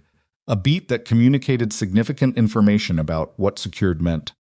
But the message is already sent. Whoever she was communicating with knows you left the building. Not where we went. Not yet. But if Saranov had someone watching street exits. He didn't have time to set that up. Do-yun made a left, and then an immediate right, a course change that served no geographic purpose, but would be visible to anyone maintaining visual surveillance. He moved too fast. He pulled Quan at 6:20, which means he started executing his exit before he got Zhang's confirmation. He's improvising. That's when he's most dangerous, Zora said quietly, to herself as much as to either of them. I know, Do-yun said, which was also to both of them. Where are you going? Min-jae said. I need a clean location. Nothing registered to me, to the company, or to anyone on the security rotation. I have an address in Pilsen. Safe house I set up independently off the books. Even the register shows it as a non-profit storage space. Send it. The address came through. Do-yun adjusted course, heading southwest, moving through the city's morning grid, with the patient deliberateness of someone who understood that urgency and speed were not the same thing, and that visible urgency was a liability. Min-jae, Zora said, the 2 remaining rotation members you haven't found. I'm working on it. Don't use any communication channel they have access to. That means no organizational email, no internal messaging, nothing that runs through the security system. She paused. Can you reach them physically? I can have people at both their apartments within 20 minutes. Do it. And Min-jae, when you find them, don't bring them in through the building. We don't know the extent of the internal exposure yet. Pause, understood. One more thing, Do-yun said. Volkov, has he been in contact? Not since your call. He said he'd make calls. If he moves on Saranov before we have a position. I'll monitor. Min-jae ended the call. Zora turned back to the laptop. Her fingers were moving quickly, pulling up the financial matrix she'd built over 3 weeks and cross-referencing it against something Do-yun couldn't see from the driver's seat. Talk to me, he said. Saranov's accounts are frozen. He knows that by now he would have tried to access them within the last hour. She scrolled. Which means his liquid resources are whatever he had in physical form or in channels that aren't connected to the Cypress structure. How much? Unknown. But criminal organizations his size typically maintain substantial physical reserves for exactly this contingency. Could be anywhere from 2 million to 20. Enough to run. Enough to run and enough to hire. If he's shifting to a direct action posture, he already has people inside our security rotation. He has compromised people who are now burned. He'll need fresh assets. She paused. Which takes time. Which means the window between now and whenever he can reconstitute an operational capability is the window we need. For what? She looked at him. To end this, he drove. Pilsen's safe house was a narrow 2-flat on a residential block. The kind of building that was entirely forgettable in every direction, not run down enough to attract attention, not maintained enough to suggest anything worth protecting. Min-jae's read of the space was correct. It was invisible by design. He parked 2 blocks away and they walked. Zora with the laptop bag over one shoulder and her heels exchanged for the flat shoes she'd pulled from the penthouse closet before they left. A decision she had made in the 12 seconds she'd had available that he'd clocked and appreciated without comment. The key was under a loose board in the entryway. The space inside was spare a table, chairs, a small kitchen, windows that faced interior courtyard rather than the street. No external sightlines. Min-jae had chosen well. Zora sat up immediately at the table. Du-Yun swept the space-old habit 2 minutes and then stood at the window, looking at the courtyard and trying to think like Saranov. A man who had lost his money, lost his cover, lost his internal assets, and knew that both his primary target and the woman who held the evidence against him were still alive. A man who was running out of options, but who had survived 3 leadership challenges by understanding when aggression was more viable than retreat. He's not going to run, Do-Yun said. Zora stopped typing. Say that again. He's not running. His accounts are frozen. His operation is fracturing. His own people are looking at evidence of his betrayal. There's nowhere to run to. He's got liquid resources, but not enough to rebuild. He turned from the window. The only play he has left is to eliminate the threat and reverse the narrative before it fully sets. The threat is us. The threat is you. The evidence lives in your head and on that laptop. If he takes both the documentation and your capacity to explain it, he has arguable deniability on the financial records, because they'd have no interpreter. He could claim they were fabricated. He held her gaze. He doesn't need to run. He needs to come for you. Zora looked at him steadily. Then we need to make sure he knows where I am. The statement arrived in the room with the precise weight of a calculated risk being placed deliberately on a surface. No, Do-Yun said. Do-Yun, I heard you. Then listen to what I'm actually saying. She pushed the laptop to the side and looked at him directly. He's going to come regardless. That's your own analysis. If he comes for us in a location we haven't chosen, in a timeline we haven't controlled, with resources we can't anticipate we lose. But if we choose the location, the timing, and the terms, we become bait. You became bait the moment you walked into Archer's restaurant last night. I became bait 6 weeks ago when I started pulling Saranov's financial records. She kept her voice level. I am not proposing anything new. I am proposing that we stop being reactive and start being deliberate. He looked at her. The kitchen light in the safe house was bare and direct. In the safe house like Drinmea, and she sat in it that threw no flattering shadows, and she sat in it with the composure of someone who had reached a decision through a process that had nothing to do with being unafraid. Where, he said. Somewhere with controlled entry points. Somewhere we can have Minjai set a perimeter without using compromised rotation members. She paused. Somewhere that means something to him.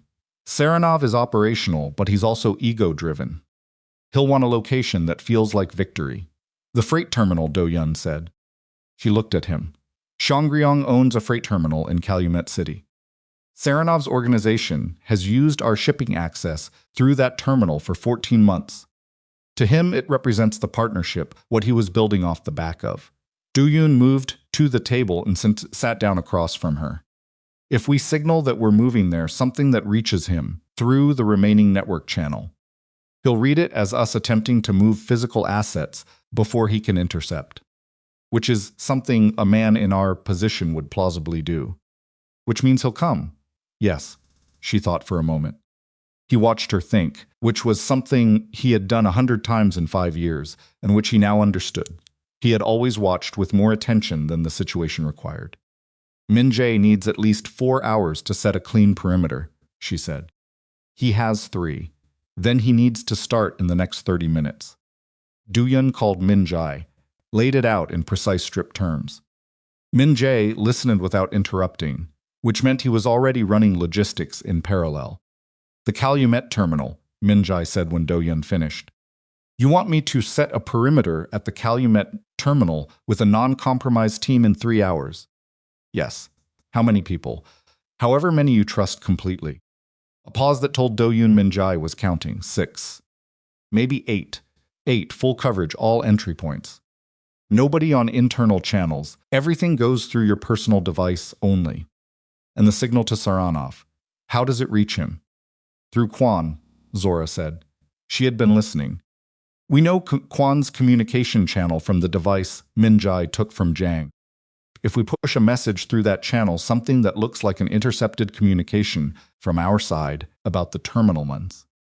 It reaches Saranov directly, Min-jae said, without him knowing we're the source. Yes. What do you want the message to say? Zora pulled the laptop toward her and typed for 90 seconds. Read it back. Adjusted one word. turned the screen toward Do-yun. He read it, nodded. She read it aloud for Min-jae, contingency activated. Moving primary documentation and reserve accounts, physical confirmation to Calumet Terminal. Arrival window 10 a.m. to noon. 2 persons, light security. A silence. He'll come himself, Min-jae said. If he believes the documentation is there physically, he'll come himself rather than send people. He needs to be present for the destruction of it. That's what I'm counting on, Zora said. Zora said. They hit particular folks at silence of people doing work that required complete attention. Zora built the release package for Saranov's financial records, the complete version, not the selected excerpts she'd sent to his lieutenants that morning, but the full architecture of every account, every transfer, every fraudulent entry, compiled with the precise documentation standards that would make it viable in regulatory proceedings across 3 jurisdictions. She worked without asking for help because the work was hers. In a way that was structural, she had built every piece of it, and she was the only person who could compile it with the accuracy it required. Do-yun sat across from her and managed the operational logistics, Min-jae's perimeter setup, the contact with Volkov's organization to position them on standby without revealing the full plan. The quiet communication to 2 senior Chongyang lieutenants. He trusted without qualification to have clean people at the terminal by 10. At 8:40, Zora looked up and said, "He took the message." Do-yun looked up from his phone. Kwan's channel went active 9 minutes ago. A response came back through a relay 2 words. She turned the screen toward him. Confirmed. Coming, the safe house was quiet. Then we go, he said. Calumet City Freight Terminal was a working facility, container storage, truck staging, a warehouse building that ran 200 feet along the lakeside rail spur, and a series of loading bays on the south face that could handle 12 vehicles simultaneously. On a Saturday morning, it was minimally staffed. The skeleton crew that ran weekend operations, limited to 3 dock workers and a shift supervisor, all of whom Min-jae had quietly redirected to a different section of the property by 9:45 with a story about a scheduled maintenance inspection. Do-yun and Zora arrived at 9:50 in the gray Sonata. Min-jae was already there, visible only to someone who knew exactly where to look. 1 man near the north entry, 2 more behind the container stack on the east side, others distributed through the building interior. Not a military operation. Something leaner and more deliberate. 8 men who had been chosen specifically because they had no connection to the compromised rotation and no reason to be known to Saranov's intelligence.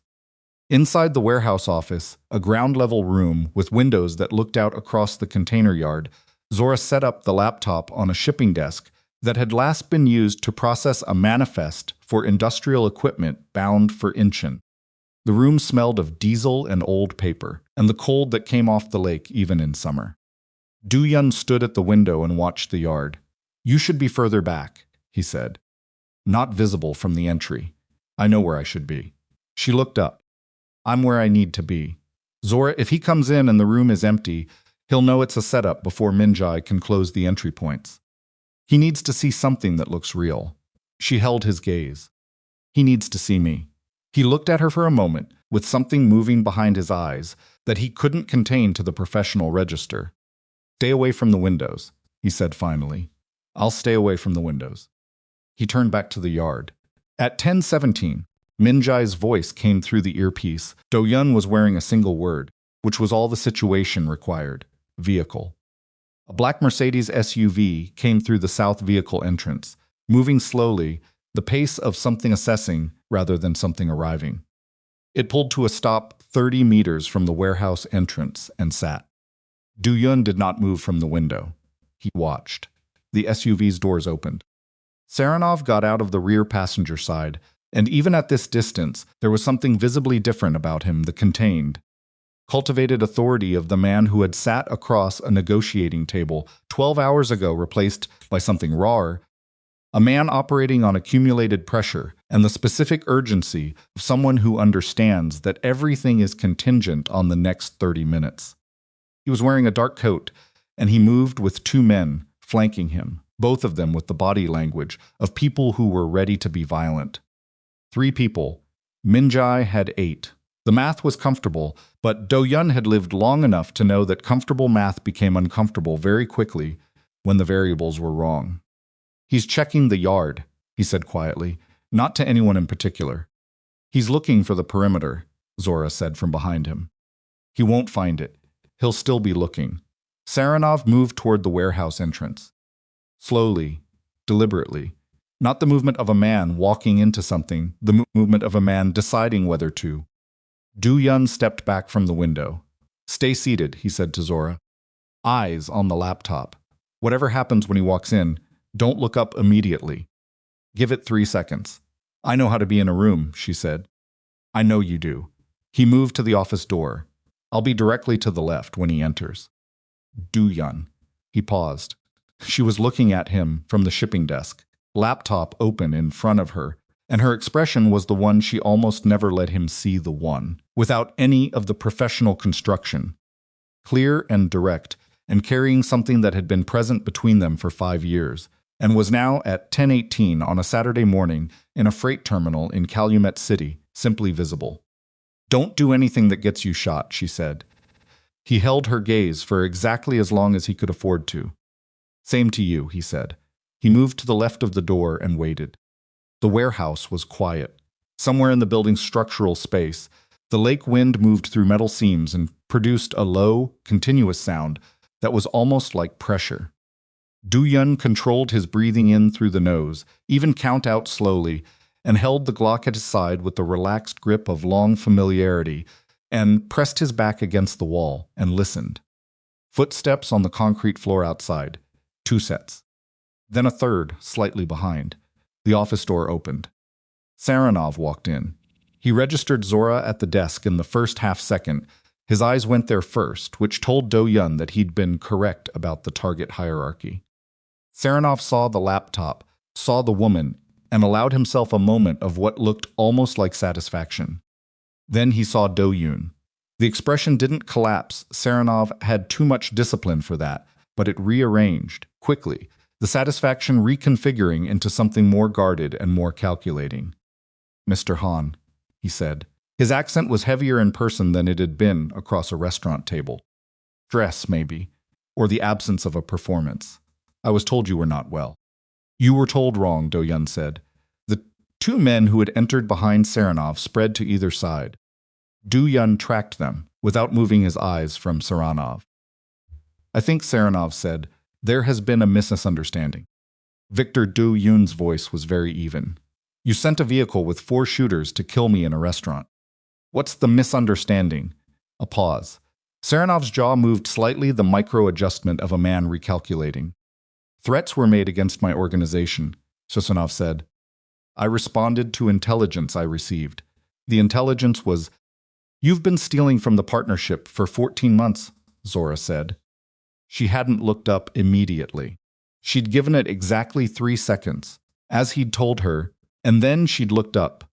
And now she was looking at Saranov across the shipping desk, with the same expression she used in financial reviews, clear, specific, carrying the weight of documentation. Saranov turned his head to look at her.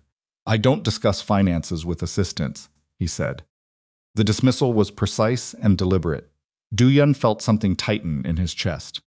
"Then discuss them with me," Zora said, without inflection.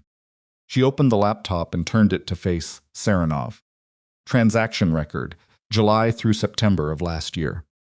43,000 routed through your domestic freight subsidiary to a personal account in Malta. Would you like me to continue, or would you prefer to skip to the summary? Saranov looked at the screen. He looked at it for 3 seconds, and the quality of his stillness during those 3 seconds told Do-yun everything he needed to know about the man's internal state. This was someone looking at something he had spent considerable effort ensuring no one would ever see, and the experience of seeing it displayed on a laptop in a freight terminal office was producing a very specific kind of reckoning. He turned to Do-yun. "How much do you want?" he said. Do-yun looked at him. "Everything has a number," Saranov said. "You're a businessman. The woman has documentation." "Fine. What does it cost to make this a conversation instead of a confrontation?" "There isn't a number," Do-yun said. Saranov's expression shifted again. The calculating layer went somewhere deeper, and something else came to the surface older, more elemental. Then what do you want? I want you to understand what you're dealing with. Duyun took one step forward. One step only, but Saranov's two flanking men moved and he stopped. Your accounts are frozen in Malta, Cyprus, and Latvia. Regulatory hold compliance review, minimum 90 days, and the records I'll provide to those regulators will extend that considerably. Your senior lieutenants received the financial documentation 3 hours ago, which means, right now, at this moment, the organization you were planning to rebuild with stolen money is discussing what to do about the man who stole it. Saranov said nothing. Your internal assets inside my security rotation are burned. You have 3 people in the field right now, and I have 8 on this property, which you walked into because you needed the documentation on that laptop before I could distribute it. Duyun held his gaze. You are not here to negotiate. You are here because this is the only move you had left, and you knew it when you got in the car. The silence in this office was the kind that existed before irrevocable things. Saranov's right hand moved, not toward a weapon, something in his coat pocket, something small. A device. And Duyun, who had been watching hands for 15 years, registered the motion in the same instant that Zora said, Duyun. The flanking man on the left was already moving when Minjai's voice erupted in the earpiece. North entrance, 2 vehicles. Duyun moved. He crossed the distance to Saranov in 2 steps, and his hand closed on the man's wrist before whatever was in the pocket could come free. And they went into the wall behind the door together, Saranov's shoulder hitting the concrete block, with a sound that was completely unambiguous, and Duyun's forearm across the man's throat with a pressure that was precisely calibrated between incapacitating and permanent. The flanking man on the right had his weapon drawn and pointed at Duyun's back. Zora stood up from the desk. She stood up, and she was holding the Glock that Duyun had put in the laptop bag before they'd left the penthouse, and her hands were completely steady. A sound like green wood splitting, and she had the right flanking man's center mass in her sights, with the calm precision of someone who had spent Tuesday evenings at a range in Evanston for 3 years, because she had always understood that the day might come, even if she had preferred not to think about it in detail. Put it down, she said. The man looked at her. He made the calculation that men often made when a woman pointed a weapon at them. The miscalculation, the one built on the assumption that steadiness in a woman's hands was performance rather than competence. He did not put it down. Zora shifted her aim 2 inches and fired.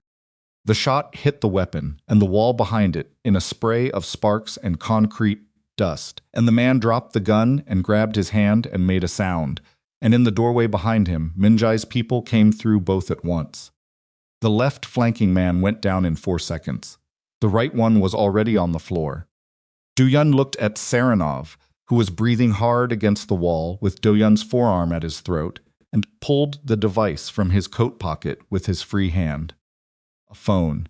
A dead man switch, the kind of thing you activated to send a precomposed signal to a secondary team if you didn't check in within a window. When does it trigger? Duyun said. Saranov said nothing. Victor, the forearm pressure increased. When 11, Saranov said through the question. 11:15, 10:49, 26 minutes. Duyun looked across the room at Zora, who had lowered the weapon and was watching him with the specific expression of someone whose hands are still steady but whose body is processing what they just did. Secondary team, he said to her. He has a secondary team set to receive an automated trigger at 11:15 if he doesn't check in. Team has a target.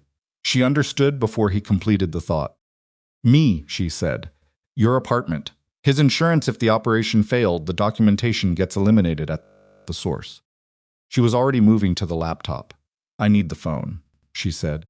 He handed it across without releasing Saranov. She looked at the phone's interface. It was locked. She looked at Saranov. Biometric or PIN, she said. Saranov said nothing. Victor, Duyun said, and applied a very specific pressure point to the man's wrist that produced an immediate and involuntary response, not a scream. Saranov had too much pride for that, but a sharp exhalation and a reflexive straightening. Pin, Sarasanov said. Tell her. A pause. The specific pause of a man calculating whether the cost of resistance had exceeded the available benefit. He told her. She entered it. The phone unlocked. She navigated to the trigger applications, a simple timer with a cancel function that required a confirmation code, and Saranov gave her the confirmation code with the tired cooperation of a man who had completed his own analysis and arrived at a conclusion about where this ended. Canceled the trigger. The secondary team would receive no signal. Whatever they had been positioned to do would not be authorized. The office was quiet except for the breathing of 5 people and the wind against the metal walls. Duyun stepped back from Saranov. He let the man stand on his own, which he did straightening, adjusting his coat with the mechanical dignity of someone performing composure they no longer had access to. The freight terminal, Saranov said, after a moment, looking at nothing in particular. I thought this was where we finalized the deal. It was, Duyun said. 14 months ago, before you started taking what wasn't yours. Saranov looked at Zora. The dismissal that had been in his eyes when he'd walked through the door was completely gone now, replaced by something that contained, Duyun thought, a very late recognition. You prepared all of it, Saranov said to her. The accounts. The documentation, the trap. Yes, she said. He stopped. You thought I was an assistant, she said. He looked at her for a moment. Then he looked at Duyun, and in the look he gave Duyun, there was something that was not quite respect and was not quite defeat, but existed somewhere between them, the acknowledgement of a man who understood, too late and with too little remaining leverage, to do anything about it that he had lost not to the man he had been afraid of, but to the woman he had not bothered to see. Min-jae appeared in the doorway. Volkov's people are at the north entrance, he said. 3 vehicles. They're asking for confirmation. Duyun looked at Saranov. You have 2 choices, he said. You can go out the north entrance and have that conversation with Volkov's people, who I understand are very unhappy about the money. Or you can wait here while the federal documentation that Zora has prepared reaches the appropriate regulatory authorities, and that conversation gets considerably more formal. He held the man's gaze. You have about 90 seconds to decide which kind of ending you want. Saranov stood in the center of the freight terminal office with the particular stillness of a man at the bottom of, and Duyun watched him and felt something that was not satisfaction. Satisfaction was for outcomes you had anticipated cleanly, and nothing about the past 18 hours had been clean, but something adjacent to it. The specific gravity of a situation that had resolved in the direction of survival. The north entrance, Saranov said. Min-jae. Min-jae stepped aside. Saranov moved toward the door. He paused in the frame. He did not turn around. Your assistant, he said. She's not my assistant, Duyun said. Saranov left. The office was quiet again. Min-jae followed Saranov and his people out, and the sound of boots on concrete faded down the warehouse corridor, and then it was just Duyun and Zora in the small room with the bare bulb and the diesel smell, and the laptop still open on the shipping desk. Zora set the Glock down on the desk. She looked at her hands, both of them, front and back. The way you looked at something after it had done something unexpected, and then she pressed them, flat on the desk surface, and then pressed them, and took a breath that was the first fully unmanaged breath he had heard from her since the restaurant. Duyun crossed to the desk. He stood across from her. She looked up. You knew how to do that, he said. I've been going to the range in Evanston since 2022, she said. You never asked why. I never asked a lot of things. She held his gaze. Her face in the bare light was tired in a way that was completely honest, the tiredness of someone who had been running on precision and controlled adrenaline for 18 hours and had just come to a stop. Is it done? She said. Saranov's done. The accounts are frozen. His organization is fracturing. Volkov's people have him. The federal documentation goes out at noon. I'll have Min-jae confirm the regulatory submissions are clean. He paused. The internal exposure needs another 48 hours to fully clear. We still have 2 rotation members unaccounted for. I can run the communication logs tonight. You're not running anything tonight. She looked at him. Tonight you are not running anything, he said, more quietly. Tonight you are a person who has been awake for over 24 hours, and who fired a weapon in a freight terminal, and who is owed, at an absolute minimum, 6 hours in a room where nobody is shooting at her. Something in her expression moved, not broke. Zora did not break, but shifted in the way of something that had been held at considerable tension finally permitted to ease. "That's unexpectedly reasonable," she said. "I have my moments." She closed the laptop. She picked up the laptop bag. And she stood in the center of the freight terminal office, with her flat shoes and her ruined Friday dress, and the evidence of 18 hours of the most consequential work she had ever done, and she looked at Han Do-yun with the clear, direct, entirely unguarded expression of someone who had run out of reasons to maintain a distance. He looked back at her.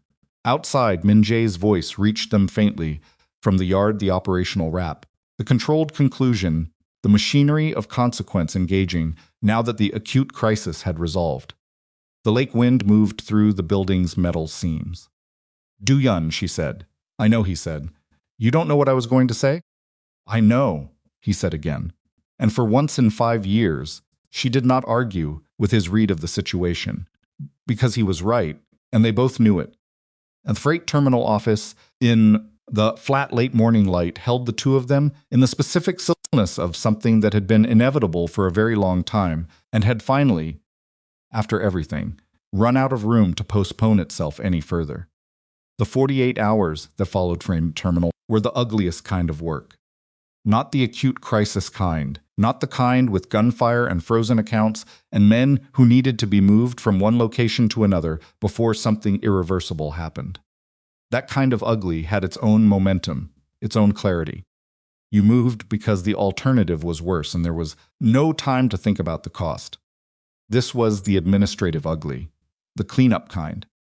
The kind that required sitting at a table for 16 hours with legal documentation and financial records, and the communication logs of people who had betrayed the organization, and making decisions about each of them that would have permanent consequences, and doing it carefully, correctly, without the adrenaline that had carried the first 18 hours, and with full awareness of every mistake that had made the cleanup necessary. Do-yun handled the Kwon situation personally. Kwon Tae-soo was located by Sunday afternoon a motel in Gary, Indiana, the kind of place that accepted cash and asked nothing, which either the most obvious mistake a frightened person could make, or the decision of someone who had run out of better options.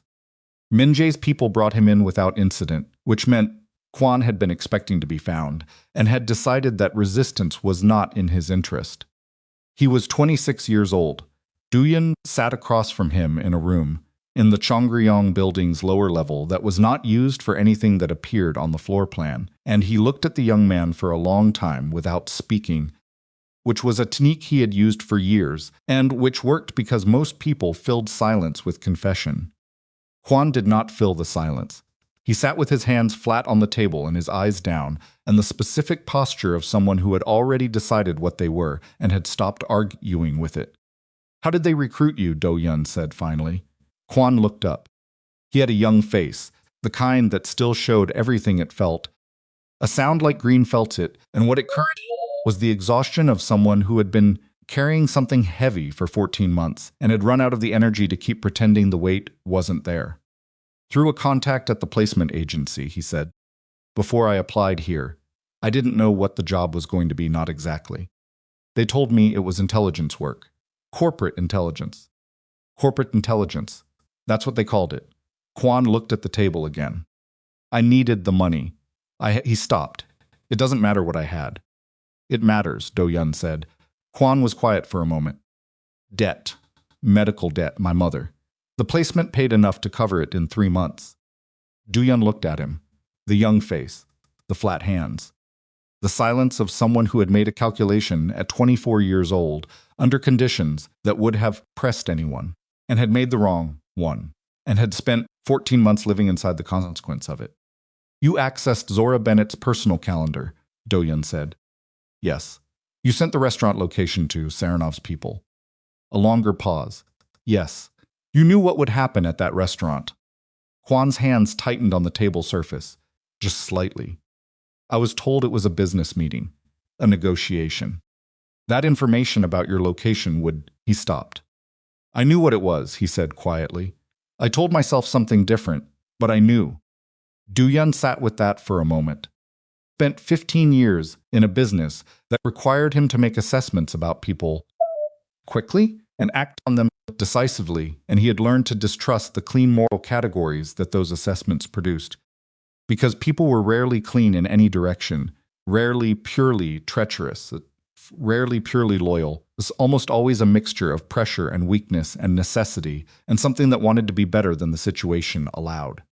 Kwon Tae-soo had been a plant, had fed intelligence to an organization that had tried to kill 2 people, had directly enabled the attack at Archer's restaurant. Salt was also 26 years old and had been recruited under financial duress before he walked through the building's door, and he had just told the truth when lying would have been more comfortable, which was a specific kind of data point. The 2 remaining rotation members, Do-yun said. You know who they are. Jang, you already have, Kwon said. The other one is a man named Park Sung-woo. He's been on the overnight rotation for 8 months. Where is he? Kwon gave an address. It was in Rogers Park. Min Jae would have people there within the hour. Du-yun stood. What happens to me, Kwon said. Not defiant. Not pleading. Just asking, the way you asked about something that had already been decided, and you understood that the asking was mostly procedural. Du-yun looked at him for a moment. You're going to write down everything, he said. Every contact, every communication, every instruction you received, and every piece of information you provided. Complete and accurate. Min Jae will sit with you while you do it. He paused. What happens after depends on whether complete and accurate means the same thing to you that it means to me.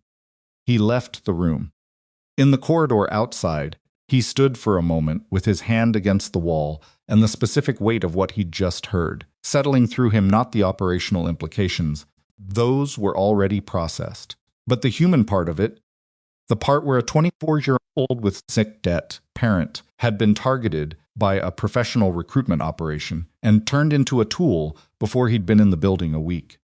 Saranov had built this, not just the financial theft and the shipping fraud. He had built a structure inside another man's organization using people's vulnerabilities as raw material, which was a particular kind of ruthlessness that Du-yun found himself thinking about in a way he didn't entirely expect. He thought about the kinds of vulnerabilities that made people available to be used. He thought about 5 years of making someone indispensable without ever asking what it cost them. He went upstairs. Zora was in her office. Not the anteroom, her own office, the one that had always been technically hers, but which she had used primarily as overflow storage and a secondary workspace. Its title on the door, reading executive assistant to the CEO in lettering that had been accurate for 5 years, and was now, as of a conversation that had taken place in a freight terminal in Calumet City, no longer correct. She was on the phone. She looked up when he came in, held up one finger, "Give me a minute," and continued the call with the focused efficiency he had watched for 5 years, her left hand making notes in the shorthand she'd developed that he had never fully been able to read. Seize. He stood in the doorway and let himself watch her, which was a thing he had been doing for years without permission, and which he was now doing with something that felt close to permission. Though the formal structure of what had been said between them in the freight terminal office was still imprecise. They had not made declarations. They had not constructed anything verbal and clean. They had stood in a room after a very long night and looked at each other with full clarity for the first time. And then Min Jae had needed Do-yun in the yard, and Zora had needed to manage the regulatory submissions, and the thing that existed between them had been set carefully to one side while the work got done. Which was very much what they were. She ended the call. "Volkov," she said. His organization confirmed that Saranov is in their custody. They used the word custody. She paused. Volkov seems to understand that formal law enforcement involvement would expose his own operations, so they're handling it internally. He says we will not see Saranov again. Du-yun absorbed this. And Volkov. He wants a conversation about rebuilding the partnership. On new terms, she looked at Do-yun steadily. "I told him you'd be in contact next week." "You told him?" "I told him," she said, without apology. "Was I wrong?"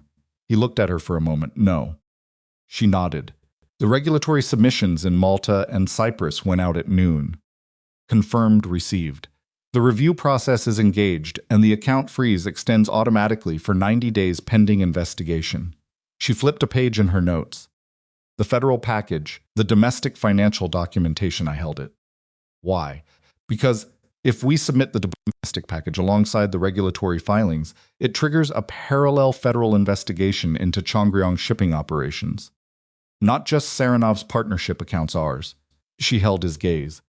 We're clean on the current manifests, but a federal investigation with full discovery authority will find things from 2-3 years ago that aren't clean. Things I know about. Things she had quietly managed and not reported upward. Splitting. Things that had kept the organization running and kept Do Yun from having to make decisions that would have been visible. He understood. So we hold it, he said. We hold it and we use it differently.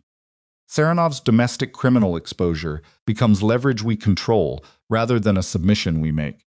If his people try to regroup under new leadership and come back to the table in bad faith, the package is still in our hands.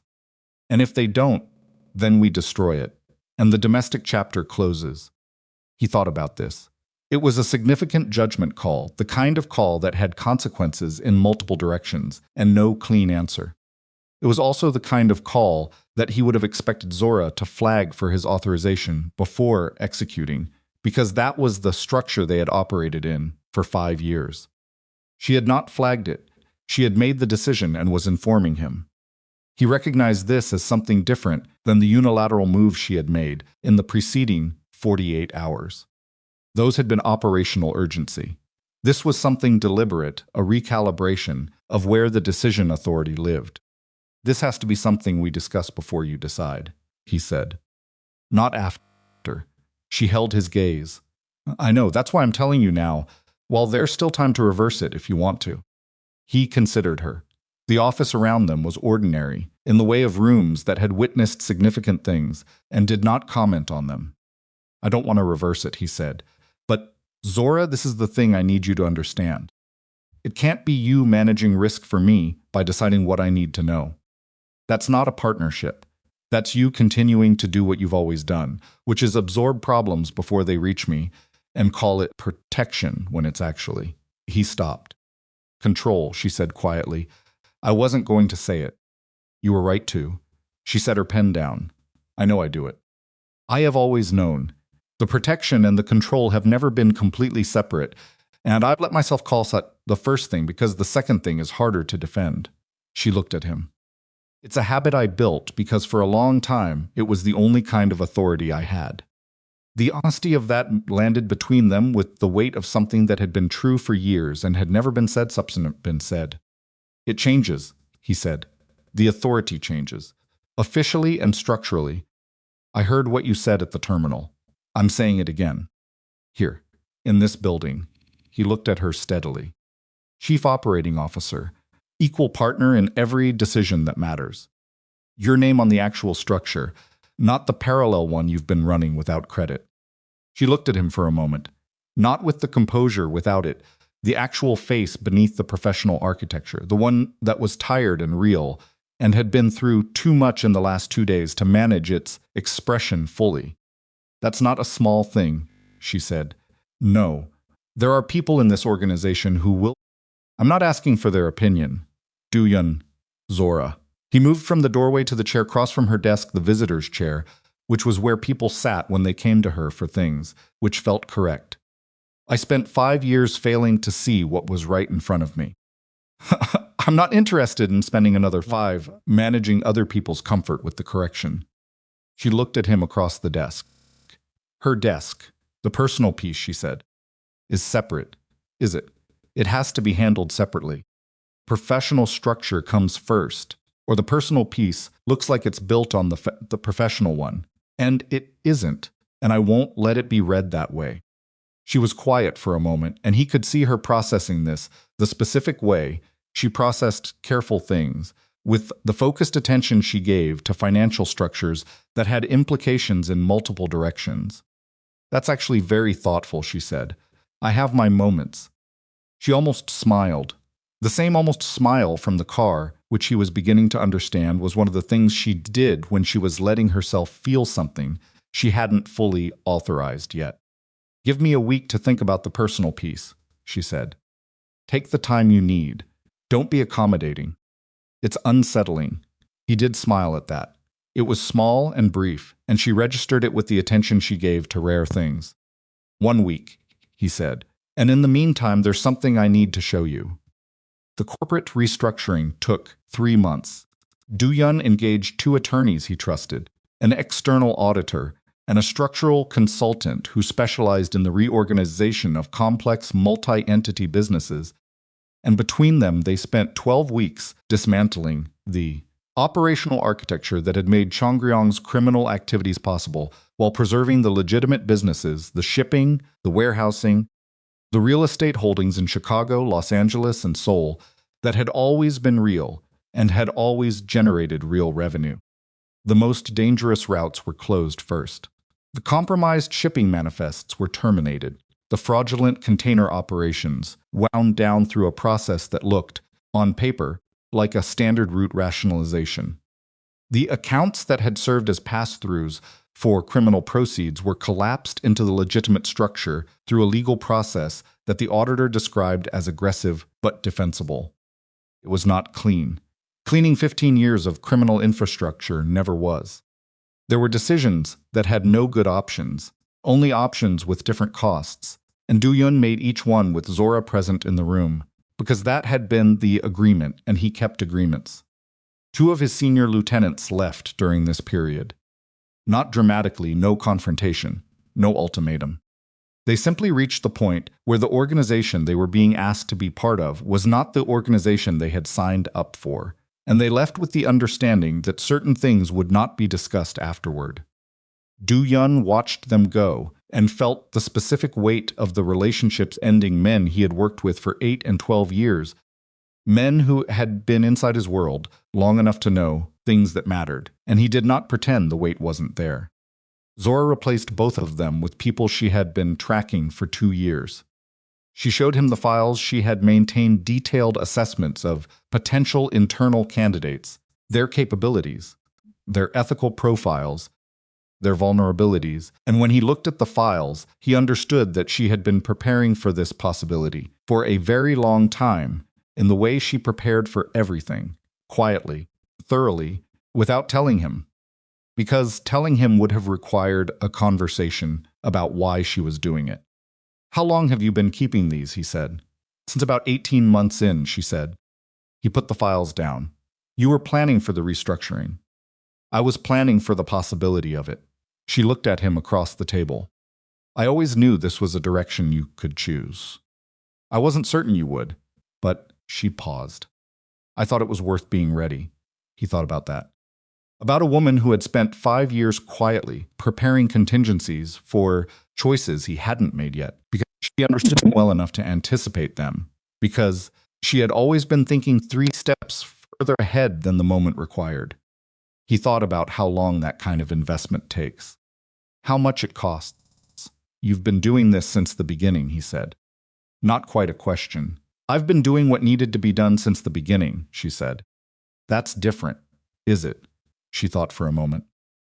Honest thought, the kind without the professional gloss. "Maybe not entirely," she said finally. Park Sung-woo, the 3rd planted rotation member, was found in Rogers Park on Sunday evening and debriefed over 2 days. He had been more deeply embedded than Kwon 8 months of operational intelligence, including vehicle assignments, safe house locations, and the communication protocols of Min Jae's security operation. The damage of his placement was significant and required a complete overhaul of the security infrastructure, which Min Jae undertook with the grim thoroughness of a man who had found a structural virtues in something he had built himself and had no interest in discussing feelings about it. Kwon's debrief was complete and accurate, as Do-Yun had specified. What happened to Kwon afterward was not formally recorded anywhere. He was released. He was given 48 hours to leave Chicago.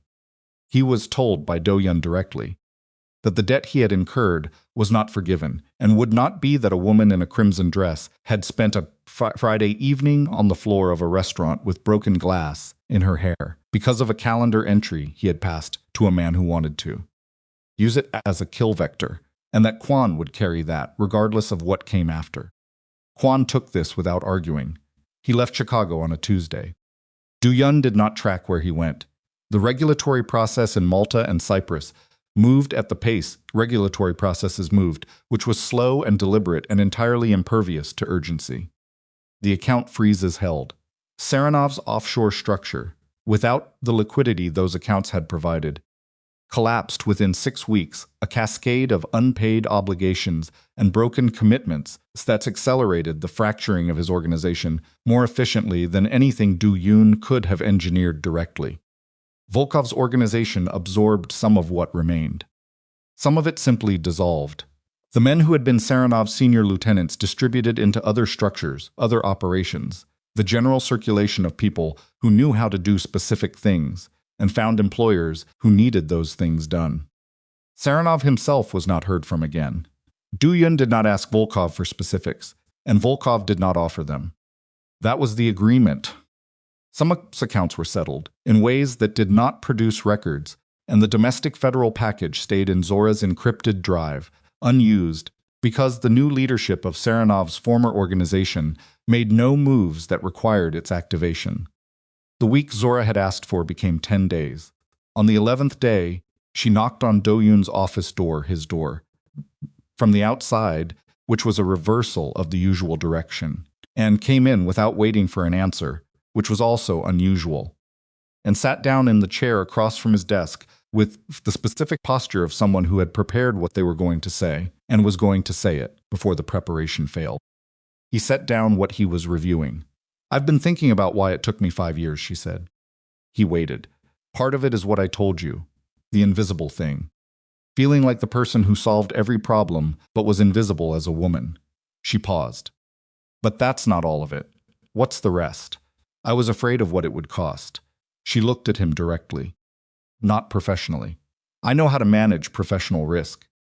I've been doing it since I was 22. She pressed her hands flat on her knees.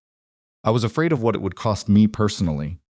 Because the way you can hurt someone is proportional to how much they've invested in you.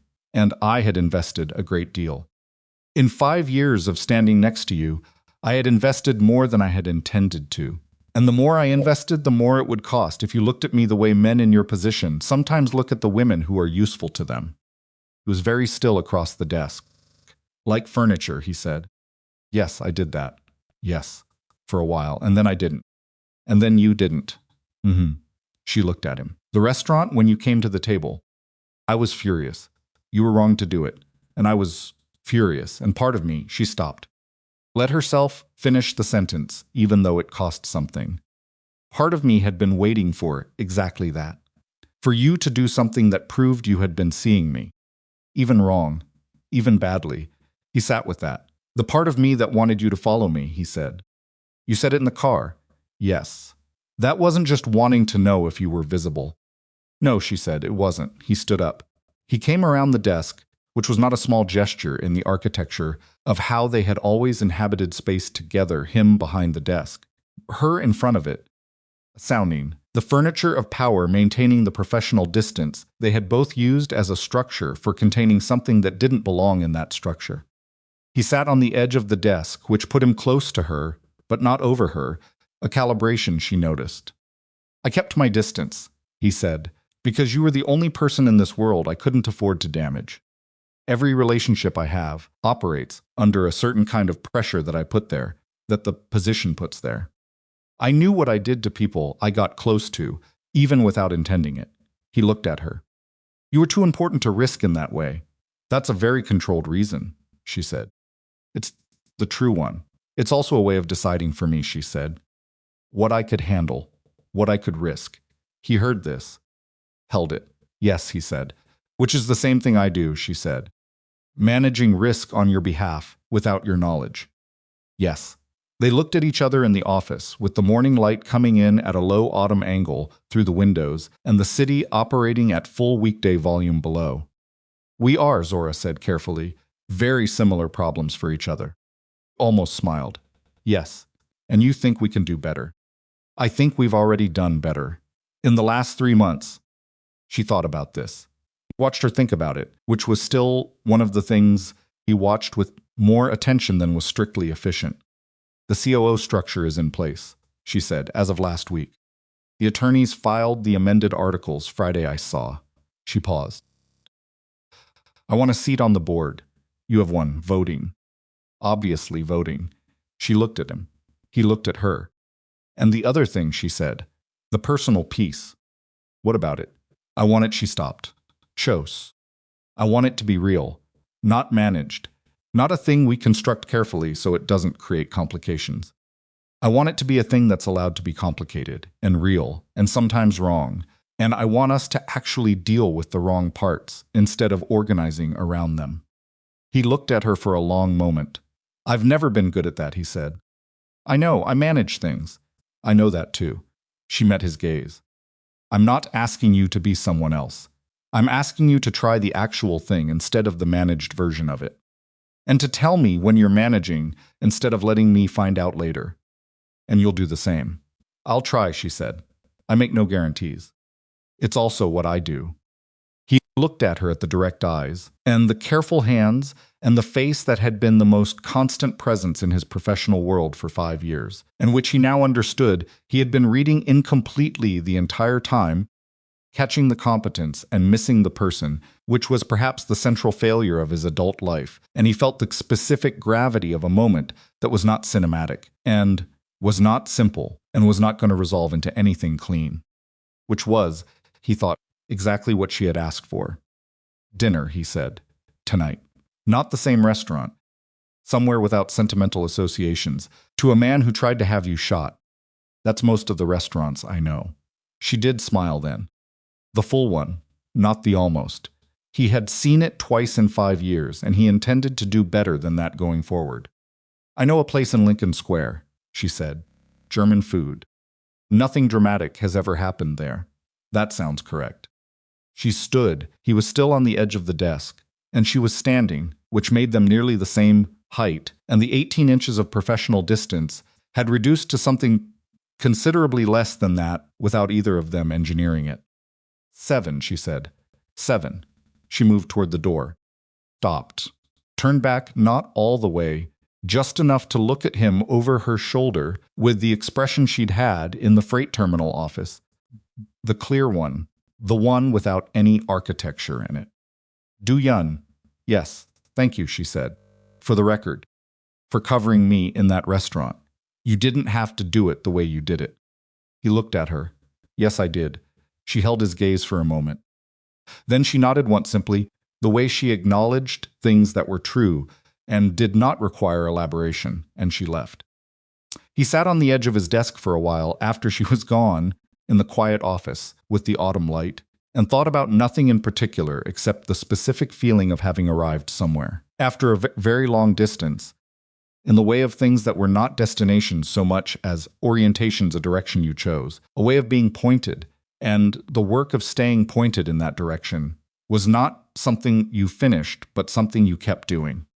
He had built an empire on control, on reading situations and people with complete accuracy, and moving first and moving precisely, and never being the one who was caught without a plan. He had spent 5 years failing to read the most important situation in his daily life, not because the information wasn't there, it had been there. Visible, consistent, offered in 1,000 small acts of care and competence and restrained feeling, but because reading it would have required him to sit with something he could not control, and that had been, apparently, the one thing he wasn't willing to do. Until a woman in a crimson dress walked toward an elevator on a Friday afternoon, and the world he had built became, briefly, entirely beside the point. 3 months after the freight terminal, the Chongryong restructuring was complete enough to be public.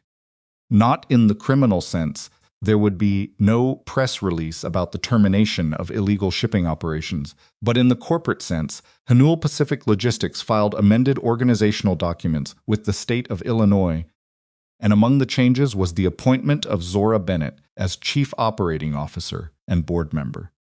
A sound like restructuring. The restructuring received a short notice in a trade publication that covered freight and logistics, and the notice described the appointment as a promotion of a long-tenured internal executive, which was accurate in a way that told almost nothing about the actual story. Two of Do Yoon's remaining senior lieutenants called to express their congratulations to Zora directly.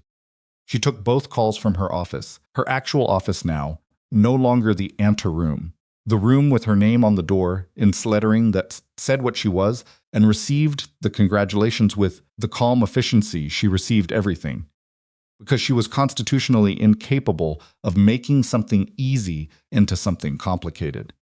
She was also, quietly, in the third week of what Du Yun had accurately described as the complicated real version. It was, as she had predicted, complicated. He managed things. She managed things. They sometimes managed the same thing in different directions, without telling each other, and the discovery of this was occasionally heated, and occasionally clarifying, and occasionally both. And they were both imperfect at the correction, which was also what she had predicted. What she had not predicted would have been, for all her capacity to anticipate outcomes, genuinely surprising was the quality of his attention once it was fully given. He was a man who, once he committed his focus to something, brought an absolute and unsettling thoroughness to it. She had watched him apply this to negotiations, to crises, to the restructuring. She had not expected him to apply it to the project of understanding her, but he did. A sound like green wood splitting, and the experience of being understood with that level of precision by someone who had spent 5 years looking through her, was something she had not had a framework for. She was building one. In November, 4 months after the night at Archer's restaurant, they went back. Zora's idea. Du Yun had raised an eyebrow when she suggested it, and she had looked at him with the patience of someone who had thought this through. The window table is still there, she said. I checked. You checked. I made a reservation. He looked at her. The restaurant didn't do anything wrong, she said. We're not afraid of it.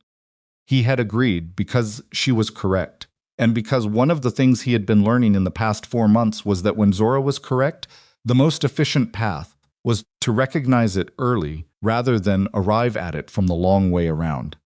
She wore crimson again. Not the same dress. The same dress had not survived the night it was worn. This was a different one, the same color, her choice entirely, and he understood that the choice was intentional, without asking her to explain it.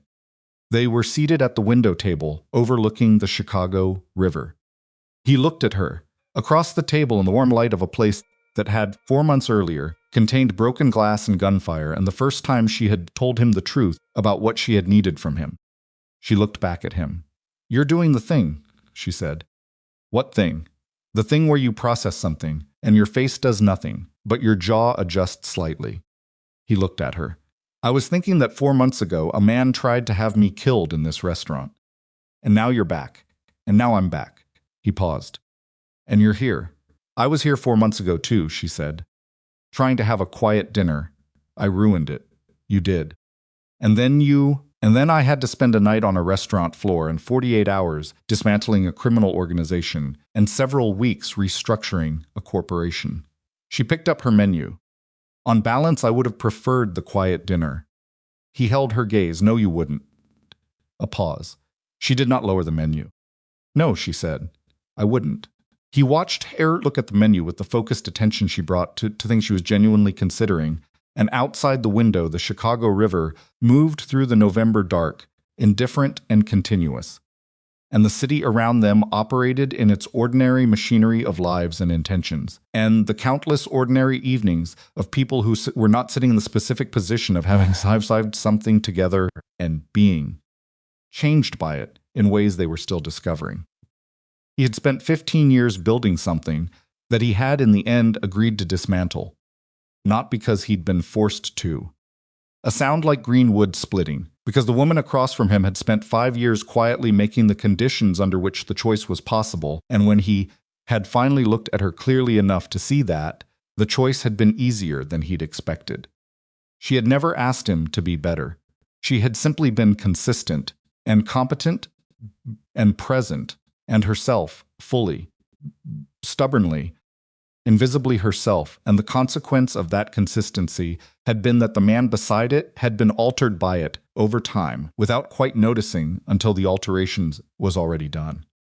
He thought about Chicago's underworld, which still operated in the city's understructure, which still occasionally discussed Han Do-yoon with the particular respect reserved for men who had built significant things and then made incomprehensible decisions. He thought about what they believed, about what had happened to Chongryong, the stories that circulated, the analysis, the theories about leverage and federal pressure and organizational necessity. None of them, he was reasonably certain, had arrived at the truth, which was that a plus-size black woman in a crimson dress had walked toward an elevator on a Friday afternoon, and he had watched her, and in the watching had finally seen something he should have seen years earlier, and the consequences of that seeing had been absolute and irreversible, and on balance, the most significant thing that had ever happened to him. Zora set down the menu. "The salmon," she said. "I'm having the salmon." "You had the salmon last time." "I would have had the salmon last time," she said, "if I'd been allowed to stay for dinner." He looked at her across the table. "Zora." "Yes, I'm sorry," he said. "For the Friday evenings. For the 5 years. For the furniture." She held his gaze. The warm light of the restaurant moved in the way of candlelight, and her eyes in it were very dark and very clear, and she was looking at him with the expression that was entirely hers, the one without any architecture in it. The one he had started to understand was the face she wore when she had decided something was worth the cost. "I know," she said, "that's not an answer." "It is one," she said. "It means I heard you, and I believe you, and I'm not interested in cataloging the grievances, because I'd rather eat the salmon." He looked at her for a moment. "Order the salmon," he said. She did. He ordered the duck, and the wine arrived, and outside the Chicago River continued its movement through the November city, and the window table held 2 people who were, by most observable measures, having dinner, who were also, by any more careful measure, in the early stages of building something new in the space where something old had finally been cleared away, and the building was slow and imperfect and real, in the specific way that Zora had asked for, and that he was learning, carefully, to allow. The evening moved in the way of evenings that are not trying to be more than what they are. Somewhere in the city, former alliances were shifting, and the machinery of consequence was continuing its slow turn.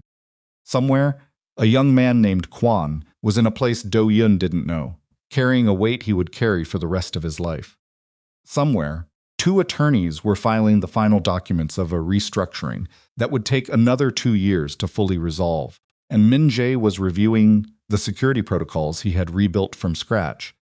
A sound like green wood splitting, and the legitimate businesses of what had been Chongryong were operating under new management structures that would either hold or reveal their weaknesses over time.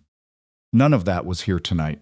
Tonight was the salmon and the duck, and the window and the Chicago River, and a man who was learning to see what was in front of him, and a woman who had decided, after careful consideration and a great deal of evidence, that the project was worth her time. Which was she would tell you, if you asked, and she was in a particularly honest mood enough. For now, for tonight. She picked up her glass and looked at him across the rim of it, and the slight smile was fully a smile, and Chicago moved in the dark below the windows, and nothing else was required.